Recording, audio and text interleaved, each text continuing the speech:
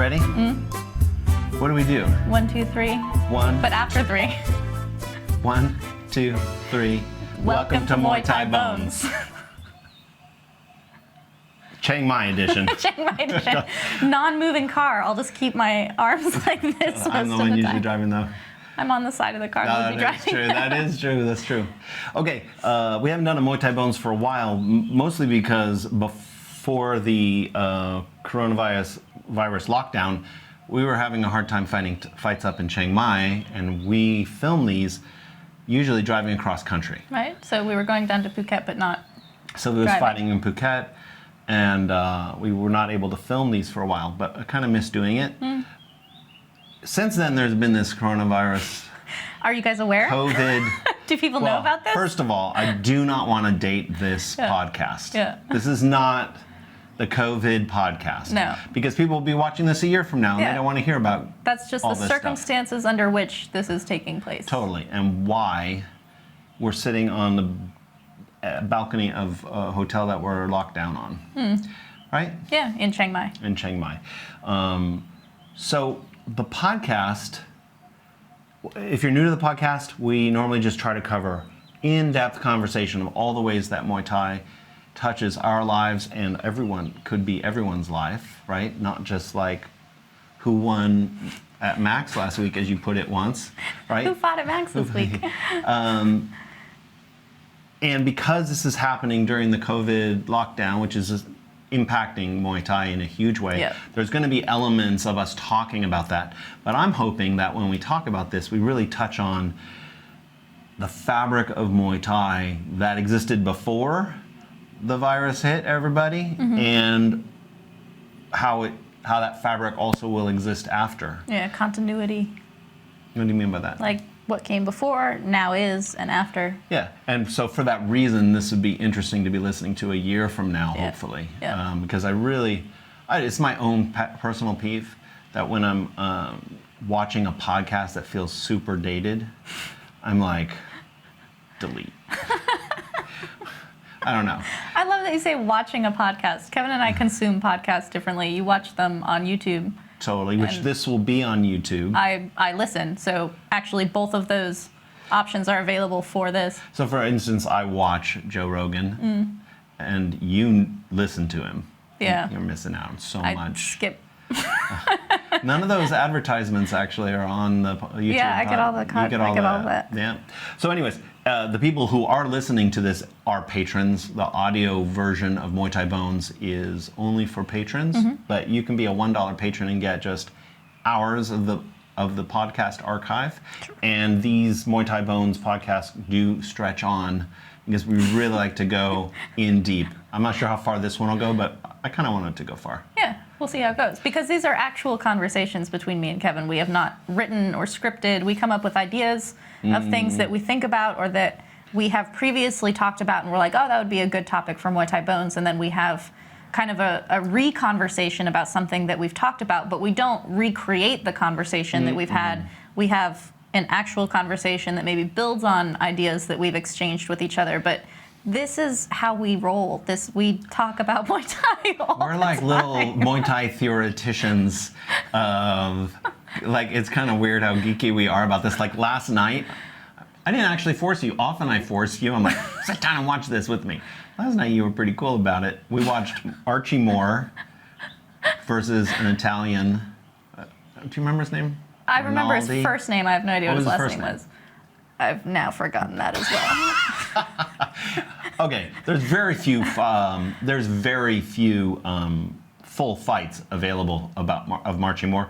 Archie Moore, he fought in this fight, he was fighting for the world. 1961. In 1961, he was already 47 years old. He was way past his prime, and he still is incredible to watch. Yeah. But we watched the whole fight. It was an hour. It was 15 rounds. And the reason why we're watching it is that Sylvie's working on what we've called the armadillo block. Like, we're calling kind of now the Gansak block, because they taught you this. It's a boxing block, but Archie Moore employed it differently than you're working on, much lower in the boxing stance with a lot of head movement. But we were like, we've been working on this a little bit in our living room here, and we're like, well, let's just watch how the expert used it in boxing. Yeah, And it was kind of cool. So that you guys kind of get an idea of how that works. He's not the only one ever to use this, but he used it prolifically and he used it really well. So it would be like practicing the Mayweather guard, which is the Michigan guard, but Mayweather like has his style Michigan within defense. it. Yeah. Touchdown! 3-pointer! Right, baby. Okay, so but we might talk How many about home runs does this basketball game have? totally. So we might even talk about. We're not going to talk about this now. We might talk about it later in the podcast because it's kind of cool. up. It's kind of cool. I think it's on our list. We made a list. All right. So, hey, what is on the? Well, we didn't even decide what the Let's first open the one list. was. Well, let's go right into the COVID thing. Oh, that seems Because relevant. we were talking about, well, what did we write down about the fabric of gyms closing? Well, we have two elements that have to do with COVID crisis, which is that it has impacted the entire Muay Thai community or... Well, don't start as the topic. Tell me, which one are we going to do? I don't want to do both of them at the same time. Well, do you want to talk about gyms or do you want to talk about Muay Thai as a whole? Well, gyms are closing. I'd like to kind of talk about Muay Thai as a whole. Okay, Is that the right order? sure. Okay, well, this is my entry into it, and then we can vibe on what you see. Muay Thai as a whole in Thailand was kind of on tenuous footing. Like in the West, we kind of think, oh, the motherland, Thais would probably say the fatherland, the motherland of Muay Thai, it's thriving there, the heartbeat is strong, that's where the authentic stuff is, and blah, blah, blah, blah, blah. All true in a way, but Muay Thai is aging out in Thailand. But what do you mean by aging out? Meaning the demographics that are following Muay Thai, stadium Muay Thai, are older and older people, and also demographically, they tend to be poorer people, lower class, working class, rural. Like the way that Thailand is moving towards this kind of like modern, multinational, multimedia entertainment world like everyone else, Muay Thai is actually on fairly tenuous footing here. Audiences are dropping down. They move Lumpini to another new stadium that nobody is really going to as much as they had hoped. And there is we don't realize it, but Muay Thai is really in a tenuous place. It's still being taught in the villages and little gyms. It still has a feeder system of fighters, but fight purses are way down. I think they're down 75%, accounting for inflation from the golden age.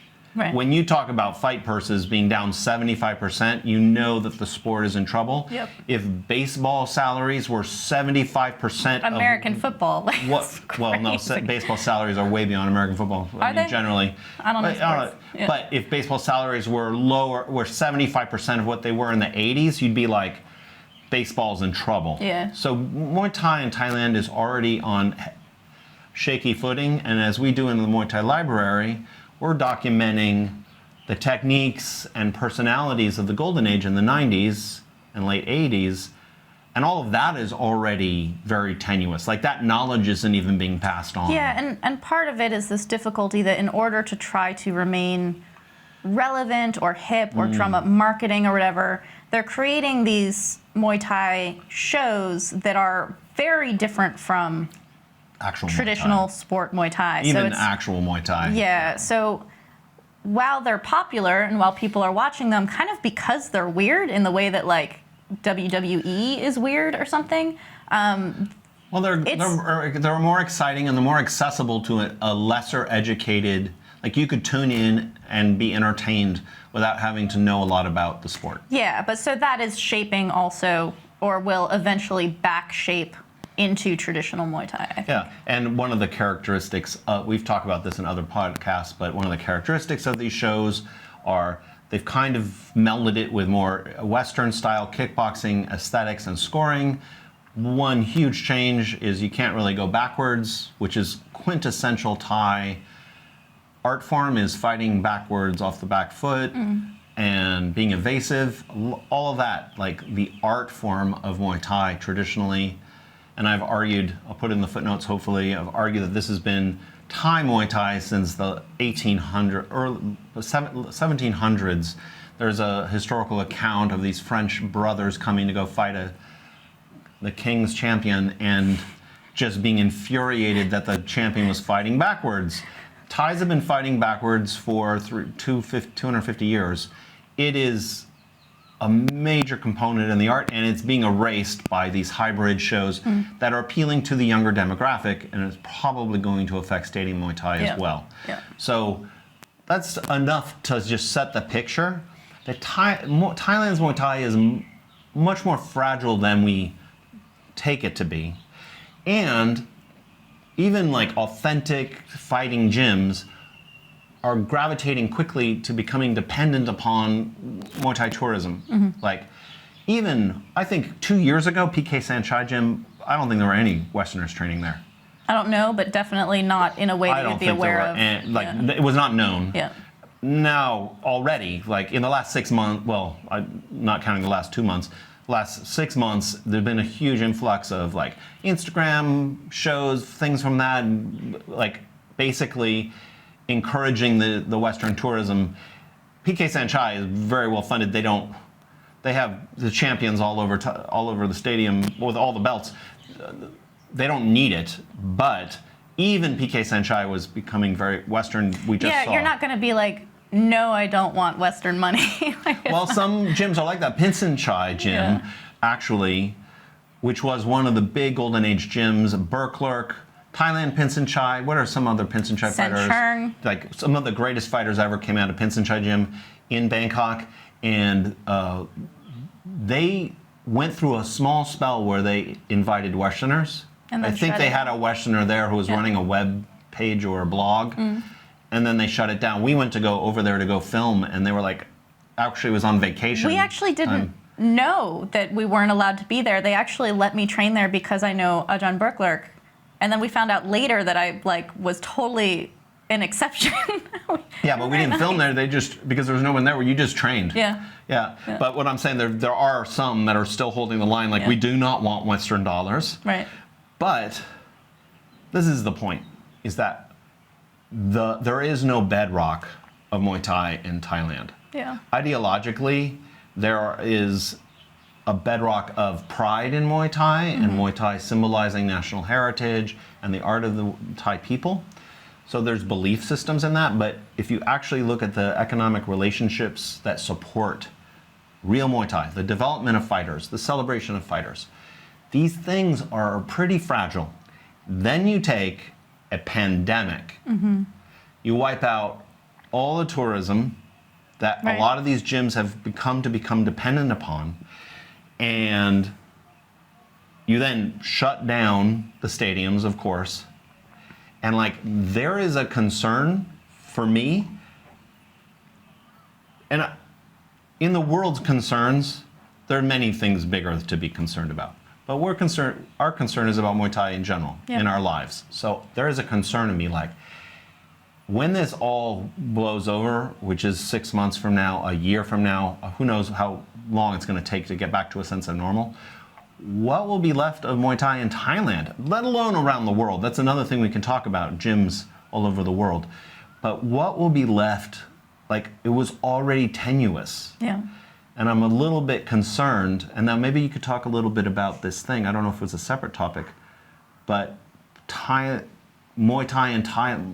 Thai is taking a lot of social media blame in Thailand from Thais. Yeah. So this is a gut check punch. Yeah. I think I melded two terms there. A gut punch. What is? Gut punch. Make a new one. Punch. What was it? I don't know. There is a sound. Gut check is different. Yeah. Well, it's something heavy. Yeah. It's something heavy to the future of Muay Thai. Yeah. So maybe go up on, this is something that you were concerned about. Total side thing, because we're usually driving, Kevin and I don't usually look at each other when we're having this conversation, so this is kind of cool. It is cool. I'd have had an accident by now. Oh, by the way, it's our anniversary, 12 year anniversary. Years. So this is a special podcast. We haven't killed each And other we're yet. looking in each other's eyes. It's so good. romantic. It is good. So I don't even know how to catch people up on this in a way that's... We don't want to make it gossipy, but It's not more gossipy. like- So what happened is that when COVID-19 started becoming very clear, China was shutting down, and it was like, all right, in order to try to contain this, because Thailand was one of the first countries to get COVID after China, because we have a lot of Chinese tourists coming into Bangkok, but the numbers stayed relatively low, so there was no panic at the time. There was this request by the Thai government to cancel events that would have people drawing together, not to the extent that we're experiencing months in. Yeah, now we all are used to this, but at the time, this what felt like a At the time, it felt very fairly premature. novel. It was like, as many communities felt. yeah, like, and it felt like a good idea, but it was a request by the government. It was Yeah. not a don't do this. It was like, maybe no concerts, don't book Muay Thai events. And a lot of people from the Muay Thai community, and when I say Muay Thai community, it would be like if you said the entertainment industry. This is huge. This affects a lot of people. It's craft food services. It's the people who drive the go-karts between things. It's the people who promote, produce, all What these are you things. talking about, go-karts? I'm saying that like on a movie set or something. Oh, you're still in the entertainment view. I'm saying when I say Muay Thai community, it is huge. It is not just people who fight and people who book. It's enormous. And many of them are involved in it, are not wealthy. No. And live in a kind of like month to month, so no savings when situation, the government yeah. said, please don't book shows, there was a huge response from many, like trickling down to people who promote in their gym on Saturday, like small shows. They were like, how are we supposed to eat? This is how we make our living. So it's a big ask to be like, oh, just don't promote anymore. So there were some adjustments made that were different. So some shows that are televised allowed the fights to continue, be broadcast on television, but nobody was allowed to go watch in the audience in order to limit the number of people who were there. Other places were still allowing viewers to come see, but they were taking measures like offering hand sanitizer, taking people's temperatures on their way in, like this kind of thing. Like basically, okay, we'll make... I think we're going too fine grain on this. Okay, so what happened is that during this time when the government had asked stop having promotions, they were still happening, and one of the biggest clusters in Thai COVID infections came from one promotion, A huge connections fight. to one promotion on March 6th at Lumpini, which was huge a fight. huge event. Lots of people were there. And so basically, because you know where to look, then this person's infected, you check those people, you check those people. So it remains a cluster. Like once it's a cluster, you know where to look, and it keeps going like this. Well, to say that there was testing then, not only of people who attended, but then if you tested positive, they started testing people that you came in contact Right. with. And so you start seeing more and more positive cases. So Thailand, which had a very low count for a very long time, started shooting up in its positives, and almost all the positives were coming from this cluster. Because that's who they were testing. So there was a huge, well, I don't know how huge, there was a backlash against Muay Thai It's very big. in Thailand. And it's very political, not in the sense of like the government, but political in the sense of like Muay Thai is taking a heavy blame hit for being responsible for spreading COVID around the country. And it's gotten to a point where there is some part that you're like, okay, this is responsibility. But then there's also like very gossipy, overly concerned responses where it's become like, if there is a Muay Thai fighter in a community, people are looking at them as like, Well, this is where kind it of gets problematic. And we know cases of female fighters who were nowhere near any positive test fight No. right, at all. Nope. Who people are pointing fingers at, and they've even reported that, like, going to 7-Eleven, the cashier basically runs from them and washes their hands. Yep. This is happening all over the world to right. many, many people. So we're not saying, oh, how awful Muay Thai fighters. But the idea being, if there's this vilification, if there's this association with Muay Thai down to the point where it like doesn't even matter, how do you recover off of that? Like, how do you come really back honest about this, I mean, we've been in isolation this whole time, but we're going to drive back to Pattaya after, I think it's been like 12 days, it will be 12 days of isolation, and then we're going to drive back and then go isolation for 2 more weeks in Pattaya. We're like, we should take the Mong Khan off our rearview mirror, because there will be stops, and we don't even know what a Mong Khan, like what a Muay Thai signification means. To give you guys reference, this is crazy, because normally putting the Mong Khan on the rearview mirror, cops and military love Muay Thai. They love it. If you have this hanging on the rearview mirror and they're like, where are you going? What are you doing? Blah, blah, blah. I don't know. You might have gotten out of a couple tickets out of this. Maybe, but even when I go pay a ticket and I'm still paying the ticket, they are just like beside themselves hearing about this little Farang who's a Muay Thai fighter who can name other Muay Thai fighters, like all of this stuff. And they love it. We don't know. Maybe they'll still be like this. Yeah, it's an indeterminate thing. So now we're like, well, we'll just take it off. But this is the thing. Like and everybody who's part of it, it's happening right now in your own community, you know, things become extremely charged. Yeah. So a small thing that would mean very little in a normal situation can suddenly like domino into another thing. So basically make everything as streamlined as possible. This is the part that's kind of difficult. It's like Muay Thai already on shaky grounds demographically, right? It started surging actually right before this with Super Champ and Hardcore, with these kickboxing shows. But generally it's lower middle class, working class, rural people who are associated with Muay Thai. If Muay Thai itself develops more of this kind of like finger pointing thing, it might have a hard time in recovery, because there's going to be a time when people come back to normal, right? If everybody associated with the sport, either those are poor dirty people, or those are rich people who are aligned with not caring for us governmentally or politically, the sport itself might have a very slow climb back within the country, not pounding about Westerners. And so, as somebody this podcast is all about all the ways that Muay Thai touches us, if you have a concern about Muay Thai in the world, the fountain of Muay Thai is Thailand. If the fountain is choked for 1 year, 2 years, 3 years, what does that do? Then what does it do 5 years from now? Yeah. Like this is something that is a little bit of a concern for me. Yeah. And there is the possibility, because we just don't know, that there will be a positive resurgence, that people will have missed Muay Thai a great deal and come back with a hardcore. There's a story that's like, it depends on how you look at it. It's either a very cute story or it's like, let's wag our fingers harder at the Muay Thai community.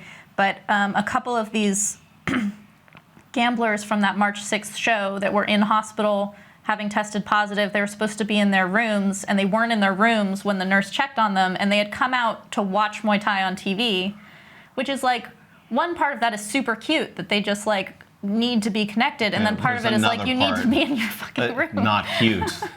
Baby, it's not cute. But the possibility, cute to you, the possibility that people will have really missed Muay Thai, and come back to it with a vengeance. I don't know if we can to go into this, but there's another aspect of this, which is Thai culture, especially like the lower, less middle class cultures.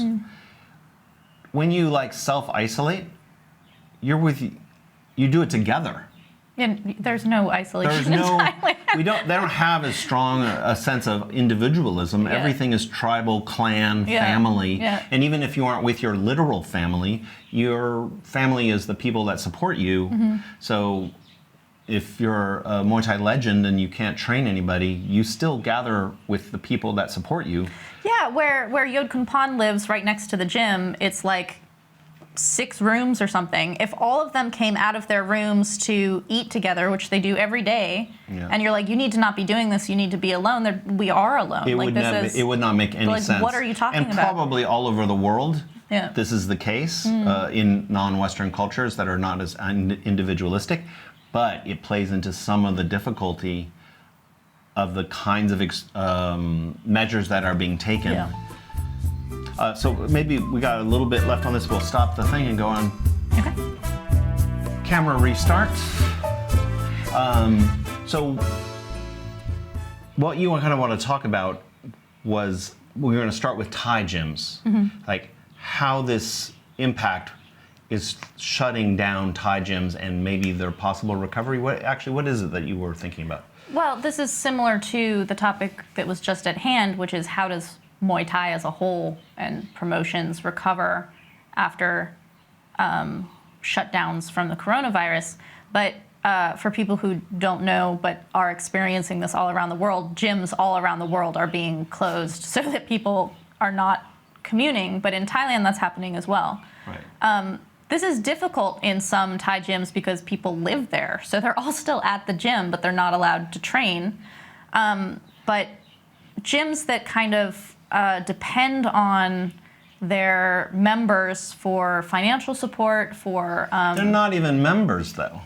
Most of these gyms are not membership gyms. Well, I don't mean members like membership, but like there are gyms that have Westerners who either come every year or who stay for 3 months, 6 months, whatever, and it's just... Are you talking about your gym now? I'm losing track of what we're paying attention to. I'm looking at the fabric of Muay Thai and Thai gyms. And you're talking about... Well, be specific. What do you mean about that? All right, well, I don't know this for sure. There's very large established gyms, but many gyms are basically pay their bills, pay their trainers. They operate on a kind of subsistence level. If they have Thai fighters, they make money from the Thai fighters winning. But when they fight, gambling. and right now they can't fight, yeah. Yeah, I'm painting the picture without Corona, right? Yeah. So there's a delicate economic balance. A lot of these gyms are not like socking money away and there's a lot in the bank. No. Right? None of them are doing Well, some might be. Yeah, maybe. Like, some might be. Maybe. I don't know, Lana might be doing very well. Maybe, yeah. You know, more Western-oriented. Tiger Muay Thai is probably is not in danger of collapsing. Rahway had that feel to me when we visited because... maybe. But what the point is that at least for me, the fabric of Muay Thai in Thailand is dependent upon so many gyms that kind of live in a kind of month-to-month or 3 months to 3 month status. You are cutting the cord on all income. Yeah. Those trainers at those gyms, they've gone back to their villages. Like even Santai, a very well-known gym in Chiang Mai, has trainers going back to their villages. Yep. They might not come back right away. Like when it's the green light, life in the villages is much more feasible to like subsist, right? I'm thinking about the fragility of many, many of these gyms. Like a good example, maybe Ramba's gym in Pattaya. Okay. He gets some Westerners, but he's definitely not a Westerner's gym. For people who aren't familiar, Ramba's gym in Pattaya is mainly kids, like young Thai kids. Yeah. He's got like 30 of them. They fight, they train really hard. I think he said something like half of them don't pay at all for training because he has basically this like, if you can't afford it, just don't pay me. You're part of my team anyway. But those kids, while not paying for training, the only way they have an income from their Muay Thai is from fighting. So Ramba not having his kids there is like just, it's just poof. It's just like the entire thing is gone. It's so weird. And he often talks about how he kind of lives subsistently. We take donations and send him money on to, like, whenever we put Ramba stuff up, sometimes we get people who are like, send Ramba some money, we do. Yeah. And he's always super appreciative. But this is not about Ramba.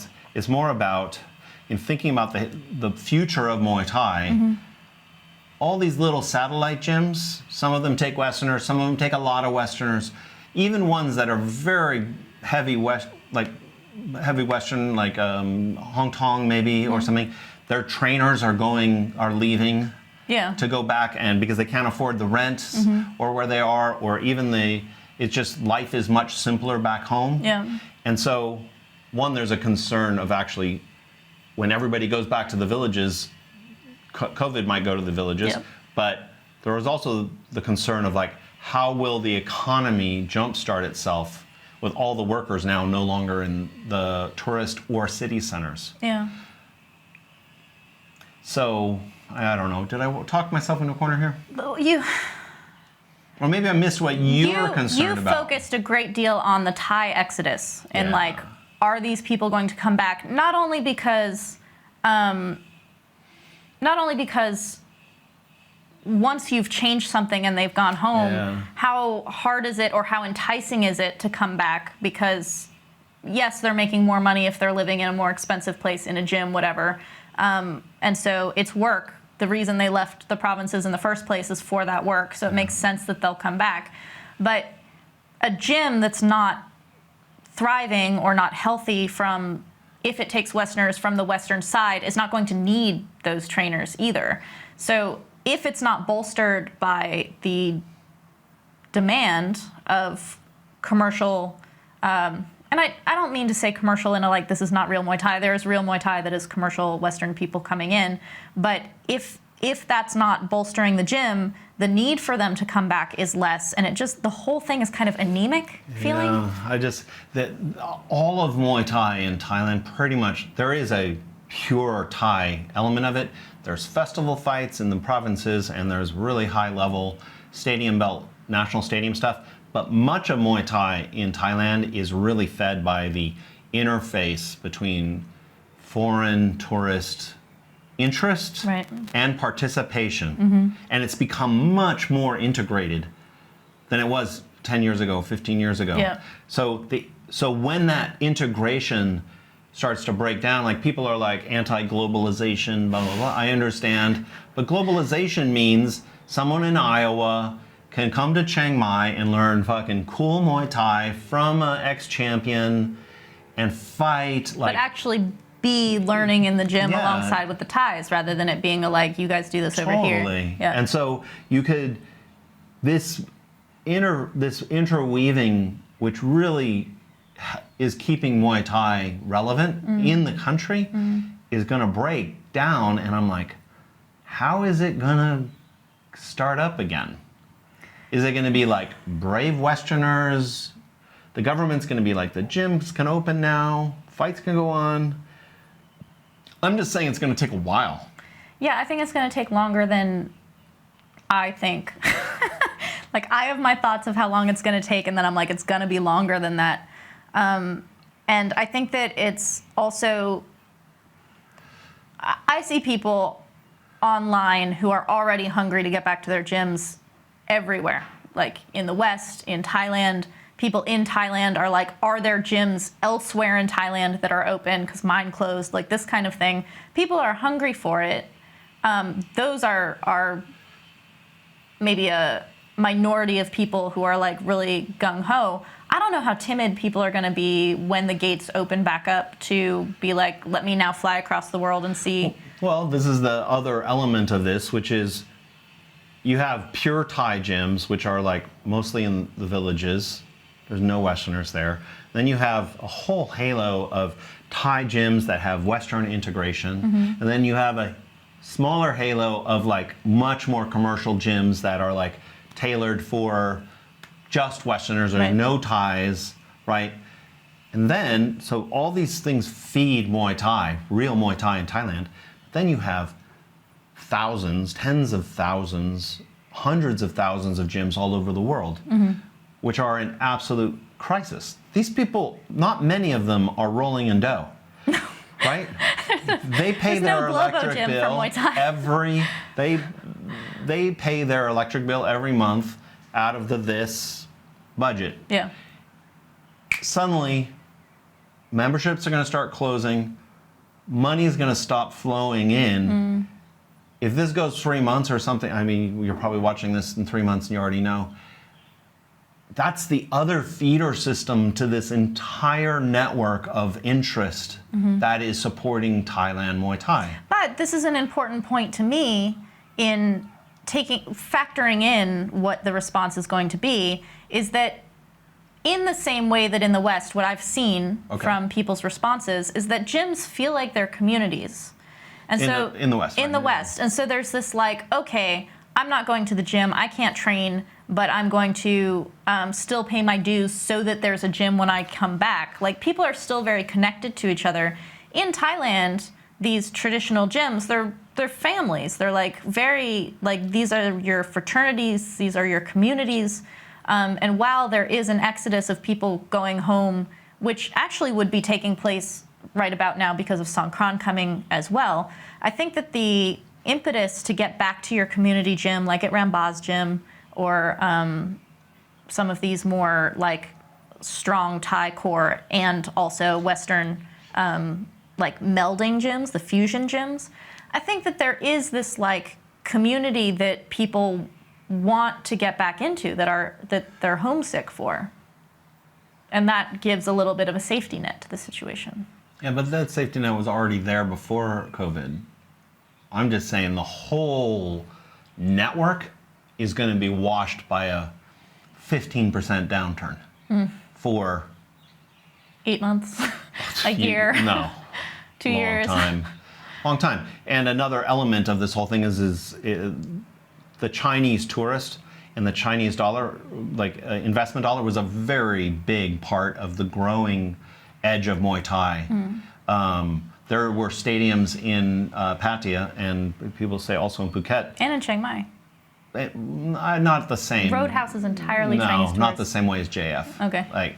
But okay, you want to say Chiang Mai, that were entirely stadiums for Chinese tourists, that the Chinese economy was pumping, and suddenly they were becoming international travelers.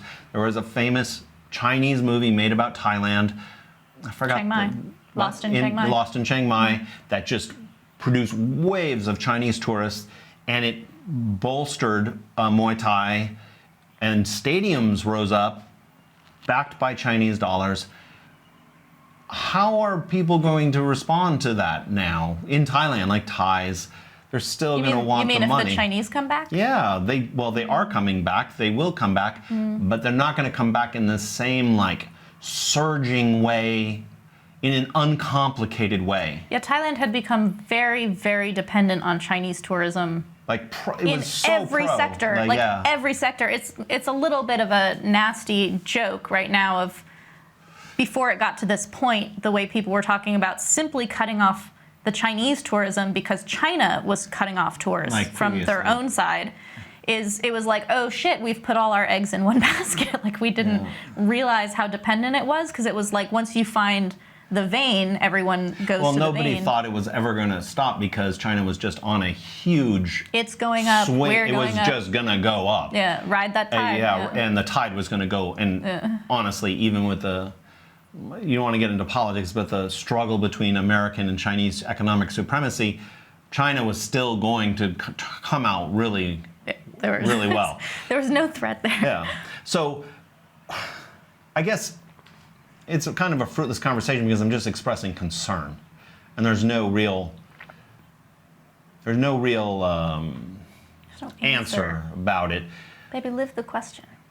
But this is the thing. We were concerned about the future of Muay Thai before this started. We were already saying these hybrid shows were distorting and possibly eroding real Muay Thai in Thailand. And we were like, the legends are no longer even involved in the teaching of Muay Thai anymore. Like, that the techniques of Muay Thai were passing away. Now you hit the entire edifice, and this happens in human history, like art forms get smacked by massive global changes like plagues, right? And this thing is sweeping through, and I'm like, for those of you who are really interested in preserving the legacy of Muay Thai, if you were concerned 6 months ago, in 3-4 months, once the world starts getting its feet, I think we need to be like doubly or triply concerned, because the kinds of erosion that were happening already are now suddenly accelerated. Yeah. Like every single thing you were concerned about before is accelerated. Yeah. Legends are further excluded from the network. Gyms which were on the edge now have nothing. Like, I don't know, there's going to be a very big adjustment period. I feel weird because everybody's going through a very difficult time. Everyone's struggling. I worry, honestly, because the legends who often are not in a secure place in a gym, they don't own their own gym. There are legends who own their own gym. Samart has his own gym, like this kind of thing. There are those. It's very few. And many legends who have their name on a gym do not own that gym. No, like they don't have a lot of power in it. No, they just do not own that gym. The money, it is not unusual to take a legendary name and put them on the outside of the gym for obvious reasons, but they're just managing a gym that's owned and run by other people. Right. Yeah. But my thought being that there was this kind of like nice upswing that was happening that was recent, which is that partially because of our work and recognition of these legends from the West and Westerners coming and taking privates with them, which is awesome, a lot of these legends who were kind of under the thumb of gyms that were kind of using their name or bolstering them or whatever actually got a kind of independence that they were able to kind of start through privates having a little bit more autonomy. And you come and you cut that.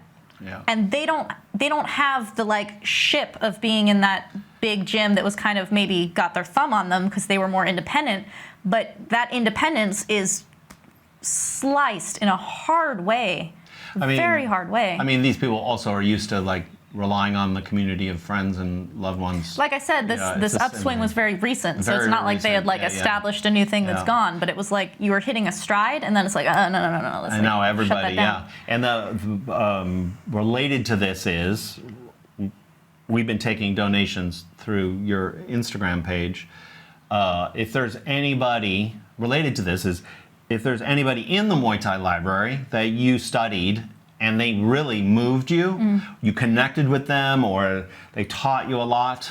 And the Muay Thai Library is basically almost 100 hours of it's a documentary project of Sylvie training and detailing an hour or so with legends or legendary crews to preserve the techniques and men of Muay Thai. But if you have been impacted by somebody and you have like, I always wanted to like express myself, you can just send, we'll put it in the reading notes, a monetary amount of money to anybody like that, and we'll cover the fees and send it. Sylvie has a connection with everybody. It's PayPal, so when we say we're covering the fees, PayPal takes a fee for sending money, and we cover that so that whatever you send, is what that legend is getting. Is getting 100%. So and people have done this. It's actually been kind of incredible.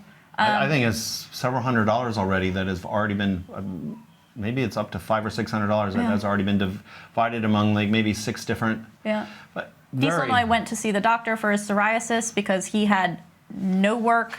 Normally, Dieselnoi would be going around right now because this is actually a season for Naikanam Tom Day, for like certifications, for all these things that like Dieselnoi is this pillar in the Muay Thai community. He was going to go to the WBC convention. Right. He was going to go to the Ayutthaya celebration, and I think that these legends are paid appearance fees. So this was going to be a time like this would have been a good point for him, and now it's like again all of that cut. And he went to stay with Samart actually at Samart's gym because he could stay there for free, and they're best friends since forever. So he's staying with him, but he has no money. And people started sending donations just as appreciation to Dieselnoi, like, hey, take care of yourself in this time. And the first time I sent him any of this money, he immediately wrote back. He's like, I'm making an appointment with the doctor. He has psoriasis, and it had gotten quite bad. He sent us a video. He sent a video. It was really bad. Yeah. It was probably bad because he was scratching. It was very itchy for him, very uncomfortable. He's very stubborn. It's very hard to get him to... We've taken him, actually, we took him I don't think we've ever talked about this, but we took him to a doctor. We were afraid that the lesions or whatever they were on his back were cancerous with skin cancer. We took him to a really nice doctor, and they tested the cells, and they turned out to be psoriasis. So that was really good news. But now he has to deal with that. And so anyways, he got to go to a doctor. Yeah. Hopefully he's feeling better. He's sending you messages now. But part of this, and again, another example is Yodkun Pan, who would be in Pattaya, and he kind of subsists on very little and teaches privates and kind of like... He is not month to month. He's like he is week day to week, day to day. He went home to Roy Et because he just couldn't even afford his rent in Pattaya. Just being in Pattaya was too expensive, and he went home. And out of nowhere, a man from Hong Kong, who's one of my patrons, who had just trained with Yodkun Pan in Pattaya, was thinking about him and was like, Sylvie, can you send this money over to Yodkun Pan to help him? Yodkun Pan has been completely... Not only does the money help, but the way that these legends feel taken care of and acknowledged and seen by the people who are taking, I'm gonna cry, by the people taking care of them. We're talking about the disappearance of Muay Thai in Thailand. These men are fucking ignored in a hard way to some extent, to varying degrees. Like, we see them as heroes and fantastic, fabulous men. But Muay Thai people generally are the sport has a stigma to it, and when you're an ex-fighter, it's in America you get like the ex-fighter, unless you're Muhammad Ali or something. Being an ex-boxer, you just disappear in America. Yeah, you might be living in a trailer, like you don't know. But the way that this has shown support to them and love for them, not only financially taking care of them in this time, which is amazing, but the acknowledgement and emotional care that they're getting out of this, I think, is incredible. So, to wrap up on this segment, we're concerned. Of course, there are many things to be concerned, but people will be watching this and listening to this podcast a year from now, 2 years from now, 3 years from now. And they're like, it turned out okay. Or that was when the world ended. But no, seriously, there will be a new time. But probably the forces that are at work here that we're talking about are still going to be areas of concern for many, many years. They're volatile. And you don't just like flip a switch on that. So whenever it gets to the point that you are able to return to Thailand and people feel pretty good about that, come and take privates with people. And if you're like, should I go to Thailand and do a Muay Thai thing, the gyms will need you. And we kind of rushed over it. The gyms around the world, that's really where Muay Thai in the West has its roots and footing. Is in the gyms. I feel like I'm losing you on this. No, there's an amazing thing that to me has become, this is crazy that this has just become evident to me in a stronger way now because I am very clearly online, like this is what we do. But I've started doing these live streams of my workouts because we're in quarantine. I'm not at a gym. I have nobody. So I'm doing my workouts in our front room and I'm live streaming them and people are joining in. I think about technique a lot while I'm working, so I'm talking a lot and explaining things. So it's a little bit of a like... workout technique vlog kind of thing. But I'm doing this. Tons of other gyms and individuals are doing this because people can't work out. And so gyms are offering to their members a daily workout, or like members of that gym are also throwing in their 2 cents. And so it's suddenly become very... online. Very digital. And what's beautiful about this is that it illustrates to me how much there can be a very real connection between the gyms not in Thailand and the gyms in Thailand and the trainers in Thailand and the Muay Thai Library. You can literally go learn from Yodkun Pan, Karahat, Clinch, Samart, like all these people in the Muay Thai Library. That connection's very real. And you may never come here. It's awesome if you do, but even if you don't, the digitalization of the world, the global community of Muay Thai, the love for Muay Thai and the passion for Muay Thai in the West feeds the possibilities for Muay Thai in Thailand. Yes. It's not just a one-way connection. Well, these connections are the things that are also the pathways that the virus is passing across. It's the same. It's just like trade used to move down rivers, right? So that's how plague moved. Right. So we're all suffering from how connected we are. Like this whole thing is because of how connected we are, but how we're connected we are is also part of our strength and recovery. Totally. And when the virus settles into a more controlled thing, then it will be part of our even more important to our recovery. Yeah. Okay, that's good. On to the next.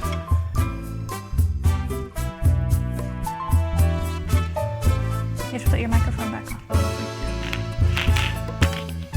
Always taking care.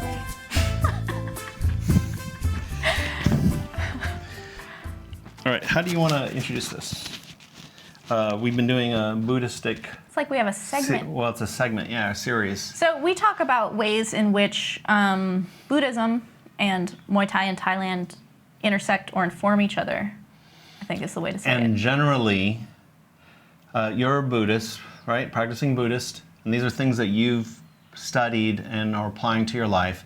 And you've seen connections between Buddhistic principles and understanding the Thai version of Muay Thai. Like how Muay Thai in Thailand is maybe different than it is elsewhere outside of the culture of Thai.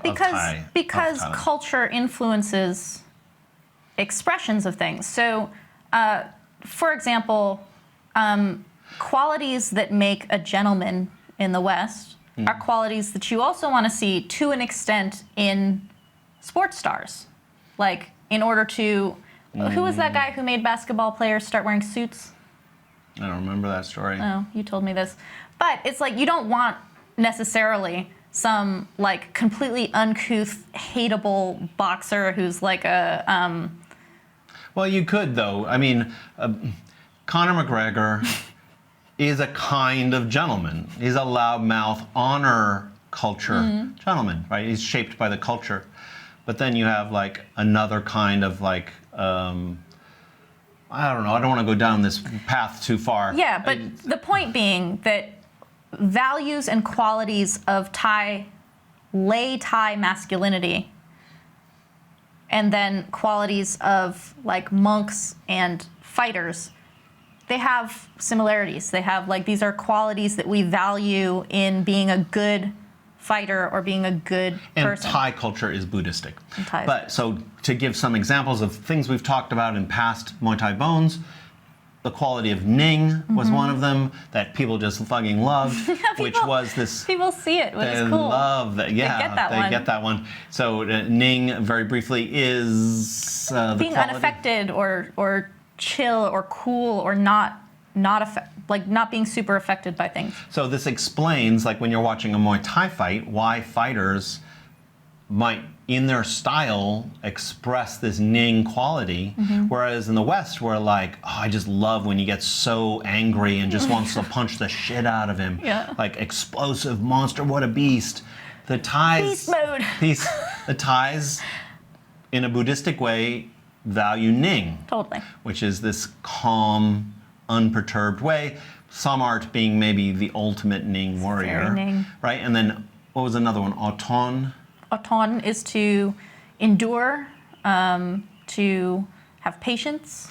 Which is another Buddhistic principle important into Buddhistic practice. Yeah. Kayan, which is like discipline and like...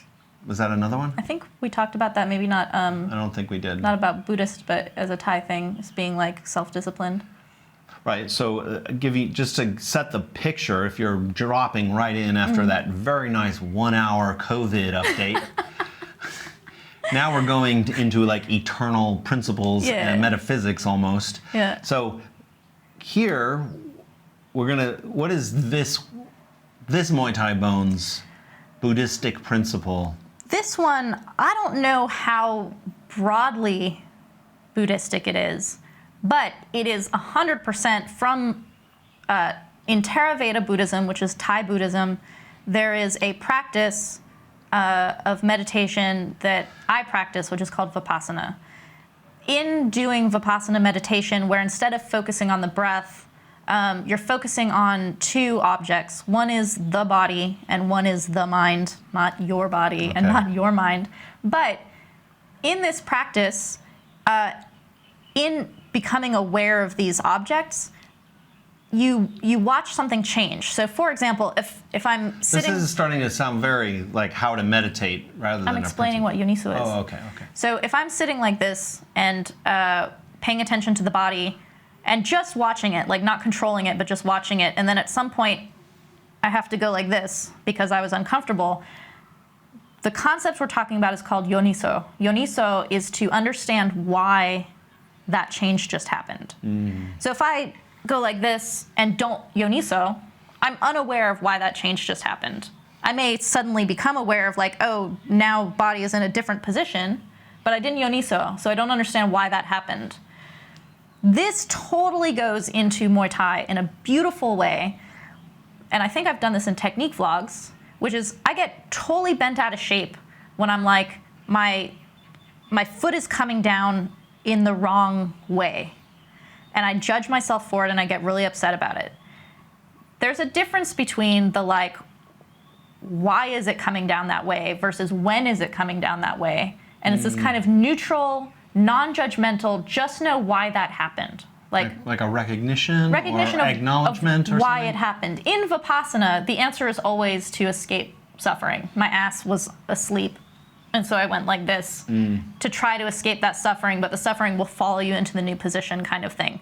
This happens in Muay Thai too. So if you're off balance when you're kicking, because you're supposed to keep your hands like this, and you end up starbursting your arms, Yoniso would be understanding why you starburst your arms, and it's to control your balance. By knowing why that's happening, you can address the change in it. Just to take a little time out, because this is something that we spent a lot of time thinking about and dealing with, about the starbursting of the arms. Just still starburst. And Karha starburst too. So but he looks cool when he does it. He does a great job of it, actually. Yeah. But when you're starbursting your arms, it's the reason why you're doing it is like being a tightrope walker. You're broadening your gravitational center, or like your ability to change, to balance yourself. So the big difference between Yoniso and not Yoniso is yelling at yourself to get your hands into ideal positions and forcing it. Right. The other one is just like, I'm doing a positive thing. Yeah. I'm balancing myself. And if you want to change it, the change is not coming through scolding. Yeah. I just had this thought while you were talking, so don't ask me where it's going because it just happened. All right, I like that. It's one of my favorite Sylvie qualities. But one of the qualities that we've talked about before, I think, was samadhi, which is concentration. That was one of the Muay Thai bones. There's a whole Muay Thai bones on this. Having correct concentration. There's this thing that I just did a Sylvie's technique vlog on visualization and how to go from nothing to something, and then from being able to do that kind of progress in advance. When you're learning how to visualize to begin with, there are gaps all the time. Like, it's not smooth. And so there's this, I call it scene missing, where you just kind of like find yourself from here to here in your head and you kind of didn't have a smooth transition to those things. That's the connection of samadhi and yoniso, is that if you have the awareness to body is in this position, aren't paying attention. It's like when you're driving and suddenly you're halfway home and you haven't really been paying attention. You were like on autopilot. Okay. Is if I'm aware of being like this and then a little while later I'm aware of being like this and don't really know how that happened. Okay. It's the continuity of awareness that Yoniso allows. And so in Muay Thai, when you're looking at a technique or a habit that you have, or why do I flinch, or why am I tense in these moments, or why can't I do what my trainer is asking me to do, there are gaps, there are scenes missing because you don't have Yoniso of why that's happening. And so when you only have these, you have awareness of having fucked up the technique and you have awareness of having tried to do the technique, but that continuity between the two is Yoniso. It's understanding how that happened. And that's a skill, practice, muscle, like being able to become more and more present and aware in continuity. For sure. It took me so long to like why is my hand here all of a sudden? And it's like, oh, it's because I was tense at seeing this. And a big problem in not getting to this is just your critical coach's voice. Internal coach you're talking about. Yeah, the voice in your head. For sure. That the scenes that are not missing is your coach in your head, your literal critical voice being like, you're doing this, that's not working, blah, blah, blah. Yeah. It's like you're actually not even experiencing anything that's happening. Right. But the importance of samadhi in terms of like concentration, right, so that you can have the continuity between things, but also it brings into this ning, which is equal and unaffected, is that there are types of practice or meditation that's like you're uncomfortable and you have to endure it, you have to bear that discomfort to like be ascetic about it or something. Okay. It's not that. It's understanding that you can change out of that, you can escape that discomfort. It is okay if you are acting out of discomfort in Muay Thai. I take distance that I don't want. I'm like, stop doing that. Like, stop taking a step back. It's because of that discomfort. That discomfort will follow me. The importance, very Buddhist the importance of Yoniso and Samadhi is to see the continuity. Yoniso is understanding that I'm taking that distance because I'm uncomfortable. That's Yoniso. Samadhi is understanding that position, uncomfortable, this position, less uncomfortable, that discomfort will follow me here. Like find it's like a silk thread that's find woven. The solution, right? Yeah. But you have to be neutral about it. You cannot be judging yourself for it. When you judge yourself for it, you're basically giving yourself snippets of amnesia or rejection or judgment or all of these things that make it very hard to keep those ning, samadhi, neutral mind concentration. Now, this segment is really about appreciating Thailand's Muay Thai, like ring Muay Thai, but the way we've entered it is about training Muay Thai. The bridge is Thamachat. Thamachat. Right? So when you're uncomfortable in your chair and you like, it just was happening to me while you were talking. I think it was because you brought it up.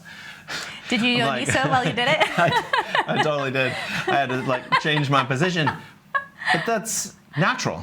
Yes. It's natural to move from discomfort. It is unnatural to like, I have to endure my ass being asleep and like feel this pain. That's unnatural. And some things in Muay Thai training you do have to endure. Because, for sure, that's part of it. But there is a very interesting element of natural movement in Thailand Muay Thai that is not really present in a lot of Western instructional approaches. And I have just a little detour.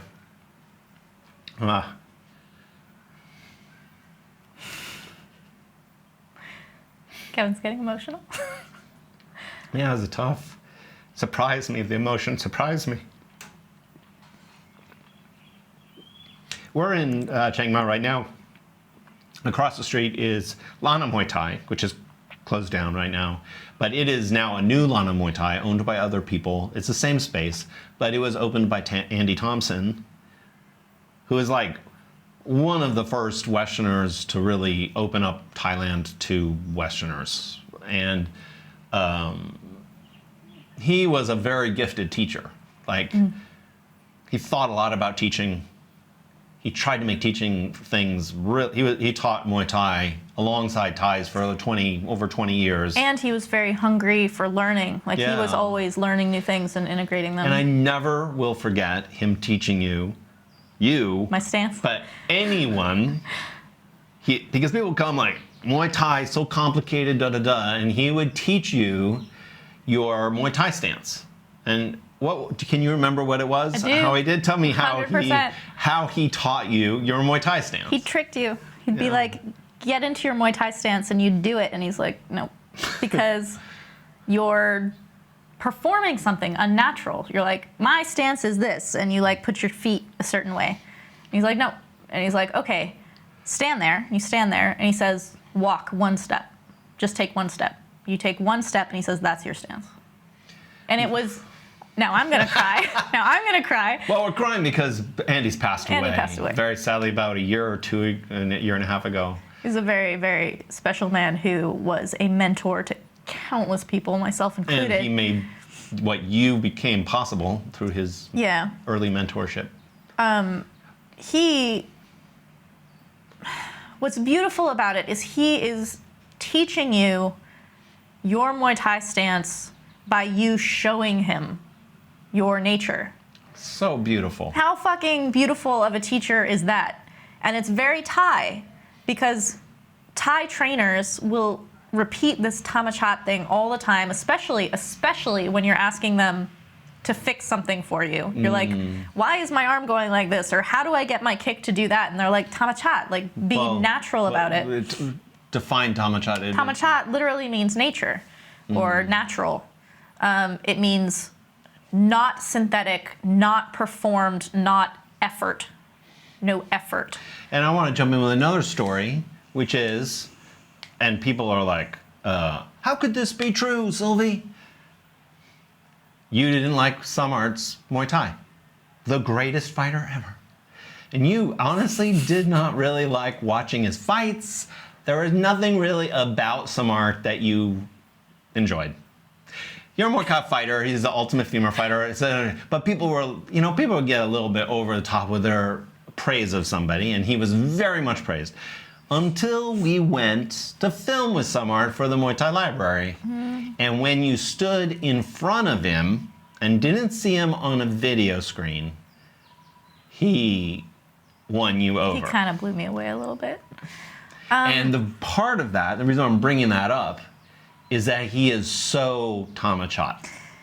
He is so natural. To explain how I dared say I didn't like Samart. You have to defend yourself. I did not mean that he was not skilled. I did not mean that he is not fucking incredible. It didn't appeal to you. It just means that his style is not something I enjoy watching so much. Mayweather, fucking incredible. I don't like watching him fight. I can watch someone look like they don't want to fight at home.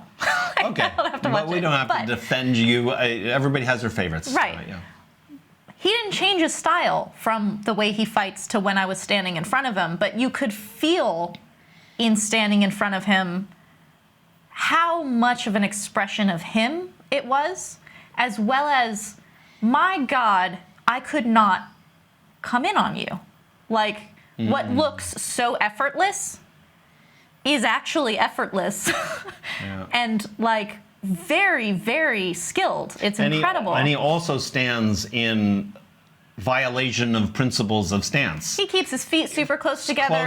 He switches stance to the point where, like, we asked him, are you naturally southpaw or naturally orthodox? And he's kind of like, I don't know. It would be like, do you walk southpaw or orthodox? You're like, one foot goes in front of me. I use both to go up the stairs.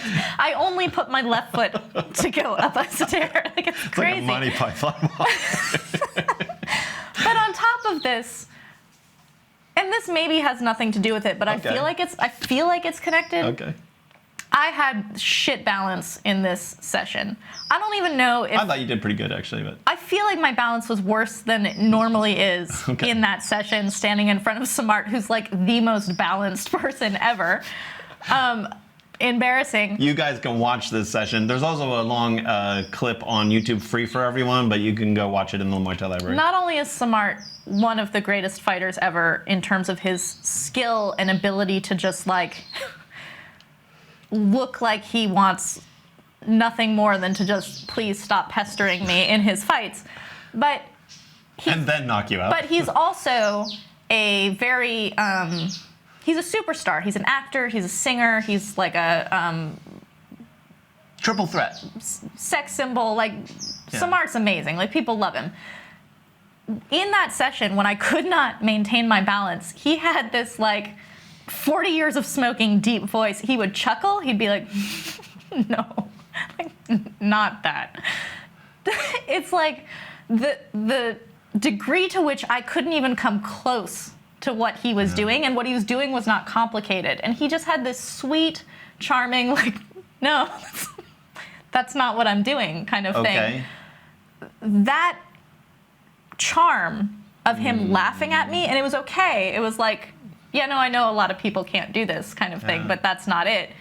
Was an additional expression of this Thamachat that like he is in his nature so deeply that something that you can do really automatically, like if you can roll your tongue and other people can't, you're like, just do the rolling the tongue thing. You just, how hard is that? And other people can't do it, and you're like, no, just roll it. How do you do it? I have no idea. The muscles just do it. That's Thamachat. Is that he didn't even need me to have his technique.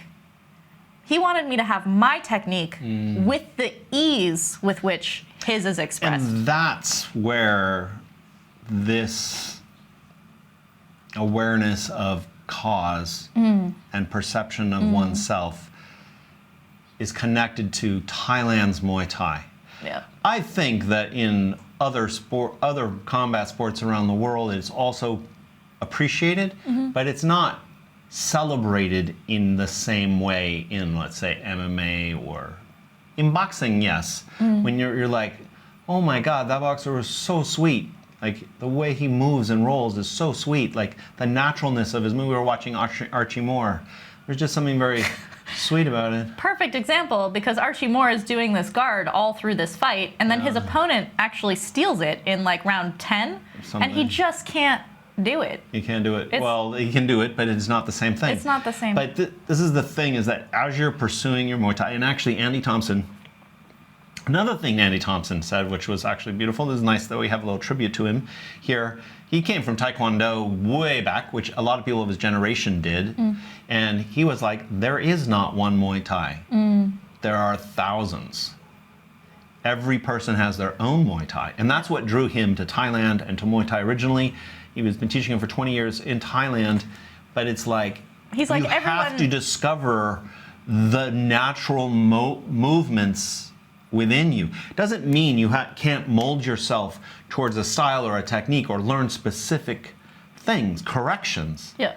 There's a weird kind of play, but because in the West, the way that knowledge is disseminated, all you're able to Xerox are all the corrections. Right. And the rigidities. So those get transported to other gyms and disseminated to teachers. Yeah. But really, it's all the connective tissue and the individuality of it that really makes the Muay Thai of Thailand what it is. And it's what makes the superstars of Muay Thai superstars. Yeah, it's being able to memorize all your lines doesn't make you a good actor. Yeah. Not being able to remember your lines also does not make you a good actor. But it's like the melding of the two. It's the understanding not only of knowing the technique and knowing the little details of it, but allowing it to, through your Thamachat, be an expression. Like, you don't want to watch an actor who you can tell they're just reciting their lines. You want it to appear as though they heard what was said and are responding to it. Yeah. That's what's happening in a Thamachat reaction. And the reason Thamachat and Yoniso of understanding why something is occurring is that a fight is an interaction between two people. We were watching Chamuakpet Versus Sangtiennoi. But it actually did a voice. What do we call him? Watch with me. Watch with me. It's on YouTube for everyone. But the thing about Chamuakpet and what an incredible fighter he was, he is totally an excellent Muay Khao. Like, his knees are just incredible, his pace, his intensity.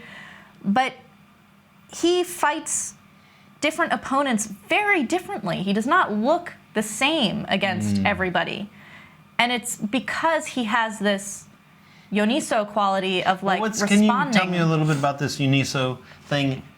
I understand it pretty clearly in Buddhistic practice. How does it apply to a fighter in a ring? Or is there too big of a jump for that? I don't think it's too big of a jump. It's like Duuglas-Ittu is a good example. When we trained with Krongsak was the last. Was Sagat the last two fights? I think Krongsak was his last two fights. Krongsak was after Sagat. Krongsak fought Duuglas-Ittu in Duuglas-Ittu's last two fights. The first one was a draw, and the second one, Duuglas-Ittu won. Krongsak was like, the first time we fought, was this whole Hong-Sok thing. felt he had beaten him, actually. He did. And then that it was a draw because of gambling. But in the second one, he was like, Dieselnoi kicked the shit out of me. And he's like, what he did is he stopped coming forward. He just teeped me. And it was this complete He was like, change. I couldn't, there was nothing I could do. There's nothing I could do. That is not a like, we went home and watched tape and had a like game plan difference between the first fight and the second fight for Dieselnoi. That was Dieselnoi understanding what his difficulties were and why he was making the decisions he was making. If you can understand that for example, Krongsak, in the second fight when he was just being teeped, he was like, there is this effect happening, and he couldn't figure out how to solve it. Figuring out how to solve something involves the same process of Yoniso, of understanding why that's happening. Like, I'm too far away. Why am I too far away? Are you intimidated? Are you not cutting angles? Are you believing what the person in front of you is doing? So many people, so many Thais, when they're talking about fighting Saenchai, they're like, Namsak Noi beat Saenchai. He's like, I just didn't believe him. When he's doing his little like move arounds, I just didn't believe him. And so he was like, you do your foot shuffling things, I'm not gonna believe your fakes. And it just changed everything. That to me, and maybe it can be interpreted in a lot of different ways, but that to me comes from the same stems of Yoniso, of understanding you're creating tension in my body by what you're doing, and so I'm going to change that, release that. I've explained this before in other contexts, that when I watch fights, and I'm not saying I'm the way to watch fights, but it has evolved that I watch fights. I almost never watch the fighters. I literally watch the invisible space between them, and then how each one is interacting with it. So the edges of how, and really I've been watching Chamuakpet fights, and then the Archimore fight we watched last night. When they are engaging in the space, it feels like they're feeling their way in the space. They're cognizant and aware of why things are happening. And they're not, people talk about IQ or have a reason or a logic. That's just explanation after the fact. You're literally, your mind is aware of what's happening and not overreacting to what it is. Yeah. I feel like something like that is happening with the best fighters. Yeah. We have to start again or... Okay, a little camera change, and we're going to get to the tail end of this. Well, this is an interesting thing that maybe doesn't have entirely to do with Yoniso or Tamachat, more so with Tamachat, is that Kevin was just saying that he watches the space between fighters. This is a high-level way of looking at things that you've developed over time.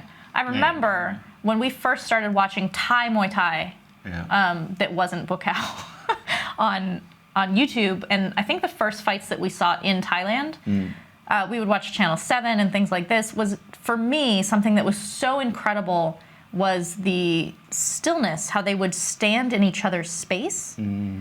And it just became this like, it's like watching betta fish, how they're just floating, and then there's this like flurry and then out kind of thing. But they're not this far away, which you see in like a UFC fight where they're like forever far away. Why that's interesting, the connection to the UFC and the way that you look. We watched the Joanna versus Wiley fight. Oh, yeah. UFC is super hardcore about not letting this stuff be on YouTube, and so people find all different ways of keeping it up. They make it backwards or whatever the thing is. We saw a zoomed-in version that actually made it so that you could only watch it according to the space that was between them. Yeah, you hardly got a full frame with both fighters. So you actually missed a lot of the strikes because of the way it was zoomed in. Like, they would talk about the strikes that were landing, but we literally couldn't see them because they were out of frame. What was interesting is that because of the way you watch fights, you saw the fight the way that you normally would see it. Yeah, pretty much. But it was pretty much how I watch a fight. Right. It's not how I watch a fight in general, and I was kind of like, I can't see a lot of what's happening, but I watch this space between fighters when I watch Muay Thai. What was interesting about it to me, or this thing, is that by and large, you could not watch a 90% of UFC fights because they would both be out of frame. That was considered one of the best fights everyone was talking about this is one of the best fights in UFC history, male or female, because you could watch that space between them at Muay Thai range. It's interesting. This was like Muay Thai fight range where you could watch the space between them. Otherwise, they would literally be off. You'd see like a hand waving or something like the hand I don't know in. if that's actually true because we don't really watch many MMA fights, but that is the feeling that one has, right, from afar. Yeah. Right? I don't want to disparage MMA because it freaks everybody out. But there is MMA distance, right? And there's reasons for fighting farther away. But I think you're right about that, is that that fight could be watched zoomed in between both fighters. Right. And it was pretty cool. And that is part of the Muay Thai aesthetic. But it's also the boxing aesthetic. The ability That's how to boxers fight in that range is all of these, like, am I comfortable in this space? Am I calm in this space? Am I able to think in this space? That's honestly what I've just telling you my perspective is something that I've always tried to pull out of you is everybody learns pad work Muay Thai. Distance, Even really good. Well, it's pad work Muay Thai also because it's memorized combinations on pads and familiarity with your trainer and blah, blah, blah. It's a kind of fighting. I'm always like, learn to fight in the no man's land space that everybody is like closing their eyes and jumping across or punching and kicking through in a memorized pattern, like I trust 1-2 low kick, I trust 1-2 low kick. So that's how I cross the river, right? And I'm like, learn to breathe underwater in the river. That if you can fight in the river, no one can fight there, especially female fighters are much less skilled at fighting there for lots of reasons, right? So I'm like, every centimeter and heart rate beat. Oh, we have a thing on heart rate. We can segue into that instead. Right. Look at that. That is right. Every heart rate beat that can lower in that fighting zone, you're approaching a higher level of fighting, even if you're not a better fighter, like technically better or more beautiful or something like that. Yeah. Well, talk about this heart rate thing because that segues into one of the subjects. I wrote this down as a subject, during the weeks or months, I like throw things up on the list that I come into. And I don't know what made me put this one up, but there was an article you put up on 8 Limbs. I think we worked on it together. But it was about if your heart rate is too high, it doesn't matter what knowledge you have. There's stories of police people, I'm confusing things, police not being able to do even the most basic bits of their training things because that they've trained. Their heart rate is so high up. Not being able to even dial 911. Yeah. You know how to dial 911. You don't have to train that, right? If your heart rate gets to a certain point, you can't even do that. Yeah, it's like your brain shuts down. Your brain literally shuts down. And so I don't know if I wanted to jump into this, but maybe I need your help on this. We spend so much time training skills, and we spend much less time training skills under duress. I'll try to link the article from a way back in the reading notes, but I'm like, there's 2 things that you have to train to me. You have to train getting your heart rate down, which involves understanding and recognizing that your heart rate is up. And then you have to have the skill of lowering your heart rate. And then the other skill is performing skills that you know at higher heart rates. Right. Right?